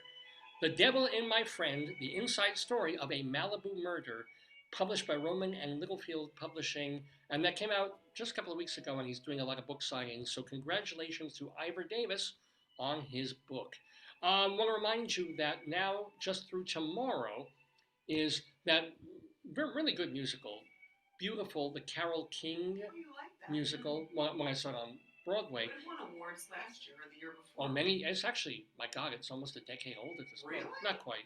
It's a few years old. It's playing now at the Paper Mill Playhouse, a different production of it. Book writer Douglas McGrath passed in 2022, but his work goes on, as it does in beautiful The Carole King musical. Want to congratulate Robin Hitchcock. His book, which he's been posting about for weeks now, it comes out on July 2nd. It's called 1967, How I Got There and Never Left, which is kind of really appropriate if you think about it for Robin Hitchcock and his kind of, his music, his pop, his rock, his folk, and his weirdness. One of the best guests we've ever had on the show. So congratulations to him on his book. Jason Gra and Liz Calloway will be appearing together. Liz Calloway has not been on our show. Her sister, Ann Hampton Calloway, has. And Jason Gra is an old friend of the Daverhood. He's been on a few times. Well, they are appearing together from July 3rd through the 6th at 54 Below in Manhattan. Also, if you want to see a production of Much Ado About Nothing, off-Broadway at the Jean Frankel Theater, it's directed by our friend Thomas G. Waits, and it's running now through the first week of July. Al Tapper has written the songs for the musical David, brand new musical, at the AMT Theater that he owns over on West 45th Street. Sue and Lloyd Ecker, oh my God, they were on our show years ago, pushing this musical that they've created and are producing called Last of the Red Hot Mamas, and they've just been trying to get it through. We're going to bring it to New York and bring it. Well, the next step is the Bucks County Playhouse in New Hope, Pennsylvania, where it is now playing through the middle of July. It's all about Sophie Tucker. So Rabbi Saul will definitely be there. Oh, yeah. Oh, yeah. Katie Huffman is directing a show called Empire, and that starts on July 1st, and it's over at New World Stages. Aladdin on Broadway has Alan Menken's music. Little Shop of Horrors off-Broadway has Alan Menken's music. K.T. Sullivan holds court on Tuesday evenings at the Algonquin. Vince Giordano and the Nighthawks play 2 gigs on Monday evenings at Birdland. Eric Comstock and Barbara Fasano are at Birdland on Tuesday nights. And of course, Jim Caruso's cast party every Monday night at Birdland. Get your tickets for all these Birdland events at birdlandjazz.com. Michael Guerin plays at the Roxy Hotel in Tribeca Tuesdays through Saturdays. He's there like 5 days a week. And then Seth Bissenhirsch does his talent showcase at Don't Tell Mama on Tuesday nights. Evan Seplow is the founder and editor of StageBuddy.com. David Sheward, we just saw him in Two on the Aisle. On that was a great panel. Yeah, were you watching it? Yeah, I watched it. I watched it. Yeah. David Sheward, he writes, of course, for TogleTheater.com, but you can find his work in CulturalDaily.com and TheaterLife.com as well. It's all the same stories that he puts up, or theater reviews in those 3 places, so read them on TotalTheater.com. It's my own website, for which I get no money. And then there's Vicky Quaddy, of course, out there in Chicago. Big shout out to her. We used to have her on almost every week playing the quiz. We just haven't done the quiz. But we love you, Vicky. We miss you. And she is doing late night catechism and Are You Smarter Than Your 8th Grade Nun? She's been doing them for years and continuing to do them in Chicago, in and around Chicagoland. And those, my friends, are the friends of the Daverhood.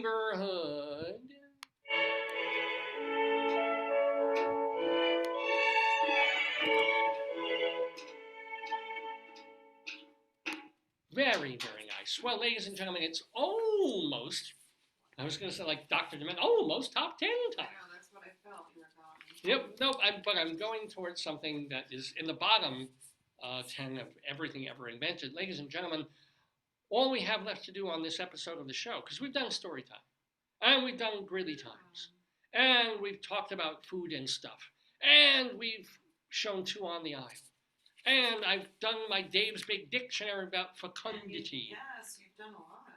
And I've even shown you my bunions, ladies and gentlemen. But what I have not done is the Colorado Limerick of the Damned. This is where we go to a place in Colorado, and there's quite a few of them. And I write a poem every week, a limerick, a 5-line short poem about this place in Colorado. And it could be everywhere from Vail and Greeley and Johnstown and, gosh, I can't even think of Red Rocks, etc. and so forth. And yes, they're limericks, so they're intentionally raunchy, naughty, evil, and bad. That's why we call them the Colorado Limericks of the Damned. And this week, we go to Alice, Colorado. I think we can kind of guess. I think we can kind of guess where this one's going. You're the poetry man. A limerick is a comic verse of 5 lines, in which lines 1, 2, and 5 will end with words that rhyme, and likewise verses 3 and 4 also end with words that rhyme. So this is a limerick. Rocky Mountain,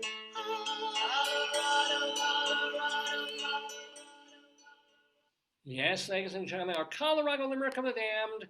I'm very happy to bring that to you every week. Still trying to write it.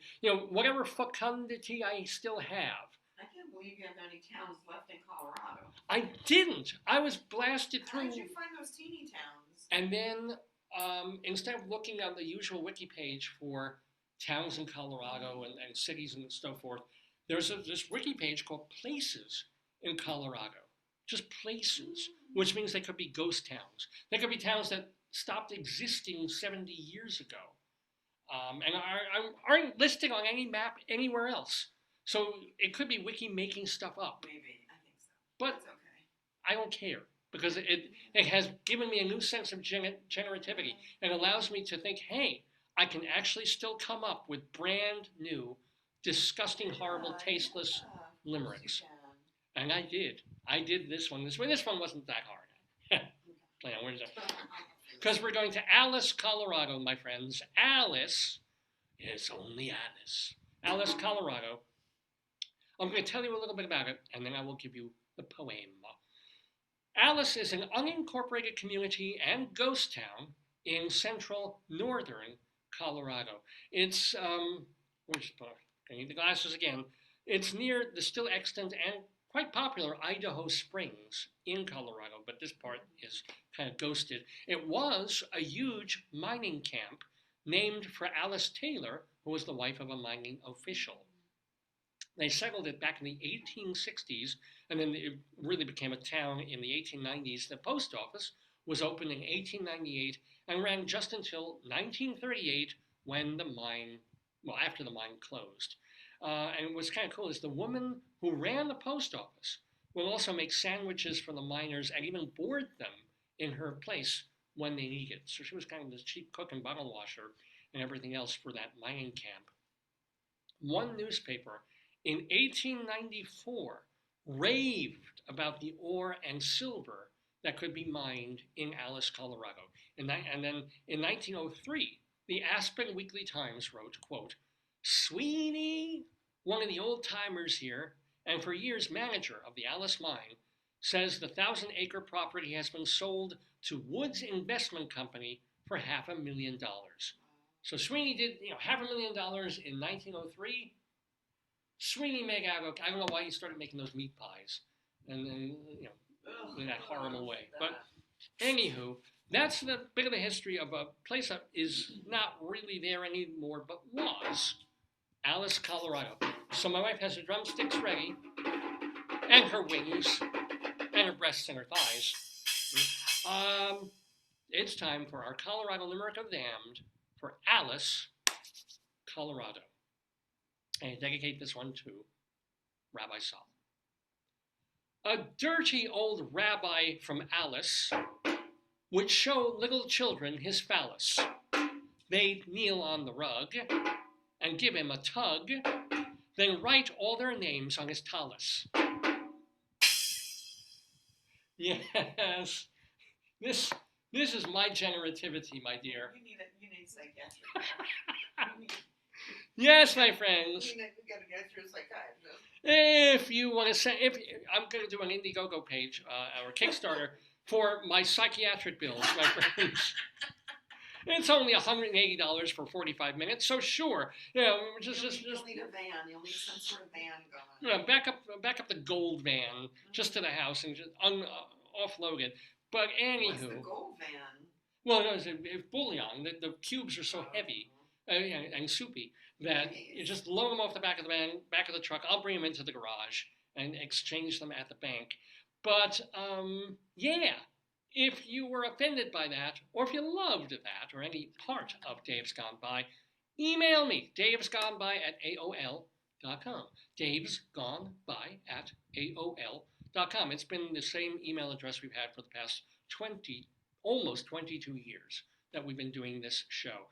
davesgoneby@aol.com, or feel free to comment, message me on my Facebook page right now. Either post under the show, and like every other post is from some Asian girl who suddenly wants to be my friend because we have so many friends in common, and because she wants to sell me some crypto or so. I have no idea. But if you're not an Asian girl with big tits, please drop a message or instant message me on my Facebook page, or email me, or check my Twitter feed, Radio Dave 2. It's Radio Dave and then number 2. And again, sending you back to the websites, davesgoneby.com, archive.org, also for the archives and the audio archives at castbox.fm, plus my writing. I mentioned this before, davelefkowitz.org. So if you want to read the deathless lyrics to the Enema Blues, or This One's For You, my other song about enemas, and many years later, when I had a brief moment of fecundity, I did write a Christmas song called I'm Having a Gay Christmas. And then a few years later, I wrote a song about giving a dog an enema for Christmas. All those beautiful lyrics. Oh, yes. I'm gonna give my dog an enema for Christmas. See, I gotta go to the website to look for the lyrics, but it's pretty. There's a line about Bowser's bowels exploding. So, yeah. This is what I do. This is when I get creative. I don't think I've ever given an animal an enema. Like a Why would you? Like not a human animal, but Or any no. You have given fluids to our dog. Yeah. You not an enema. No, not an enema. It's the opposite. Well, no, it's not the opposite. Yes, it is. It's just a different hole. Not taking it out. No, but enema you're putting it in. No, you're taking it out. You're putting it in to get stuff out. Right, but you send water, fluid, it's really to get and stuff then out. Yeah, but with the other thing you're sending in fluid, it's just staying in there, one hopes. But yeah. Anywho, davelefkowitz.org to read my plays, my screenplays, my sick, fucked up lyrics and poetry, all of that stuff, plus interviews that I've done. I never posted, I never told you. I am the king of interviewing mentally ill women now. This is a wonderful thing. So I'm still constant. I can't wait until, and I hope he does publish it. I did an interview with Kathy Griffin a few weeks ago for Long Island Woman magazine, and that'll be coming out, I think, in late September, early October.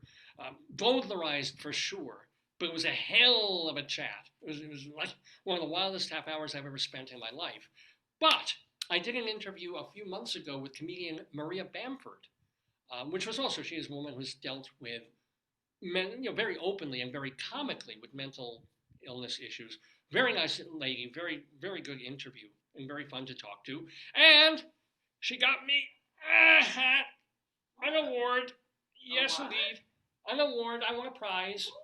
Ooh. The Long Island Press Association that has made me a bridesmaid so many times with other things that I've written. I got first place. Wow.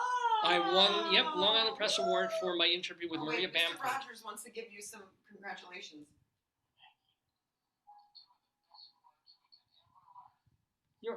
You're welcome, Mr. Rogers, and thank you to Long Island Press Club. Because always, I would look at mine, and I don't like the best stories ever. Sherry Shepherd.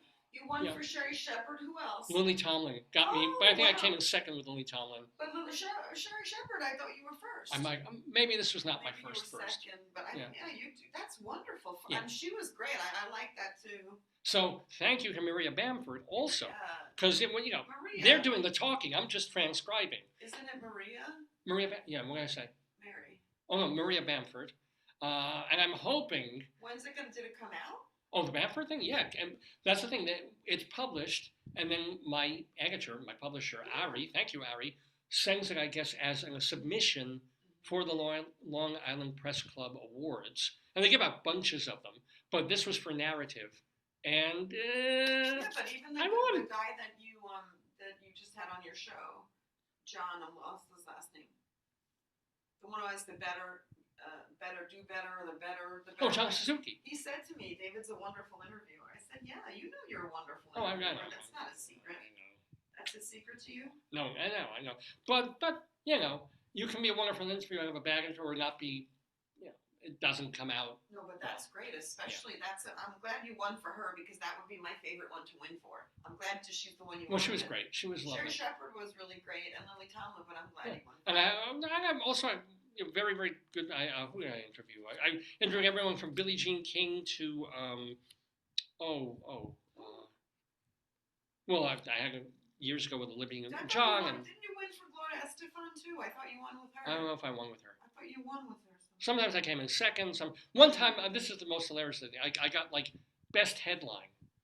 That's cool. I know, but Yeah, best I headline. like that. I would accept that. They're the hardest I things to accept write. everything. Yeah. The headlines and the short, like taglines, are harder to write than the Sometimes, whole story. Yeah.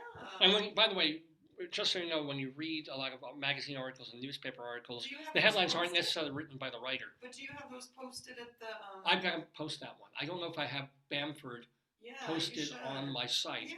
Because I always wait until it's in Long Island Woman first. Do it on Facebook. I mean, on social media. Oh, I will. Facebook. Yeah, I will. I've got to. Social media. I've just been busy and forgot to post with everything else that's been going on. Forgot to put up the award, yay, and then guide you to the article so you can read it. But anyway, thank you again. And thank you for watching, and thank you to Rabbi Saul. His site again is shalomdamit.com. What else? Oh, and happy birthday one more time to my mother. It's her birthday today, June 29th. Give her a call later, absolutely. How old is she? She is all about 82 years old, and doing okay. So yay. Love you, Mom. And what else? Happy, again, July upcoming 4th to all of you guys. What's next? What is next? Our next show is going to be, what, the 7th? Or maybe, look no. on the calendar. Let me look. 4. It's going to be 6th, the maybe. 6th. Yeah, 6th. July 6th will be our next episode of the show, our 951th. My calendar's showing me a thunderstorm in there. I can't make out what it's showing. Oh, I hope so. Yeah. Tomorrow's rain, so we'll shop tomorrow. today. Yeah. Yeah. So anyway, I'm Dave Lefkowitz, proud American. You should do the. Well, yeah. Well, we did that for Veterans and Memorial Day, and yes, thank God we have people who are willing to go and fight and die, or even if they're unwilling, and even worse if they're unwilling, and we got no better options, then God bless them.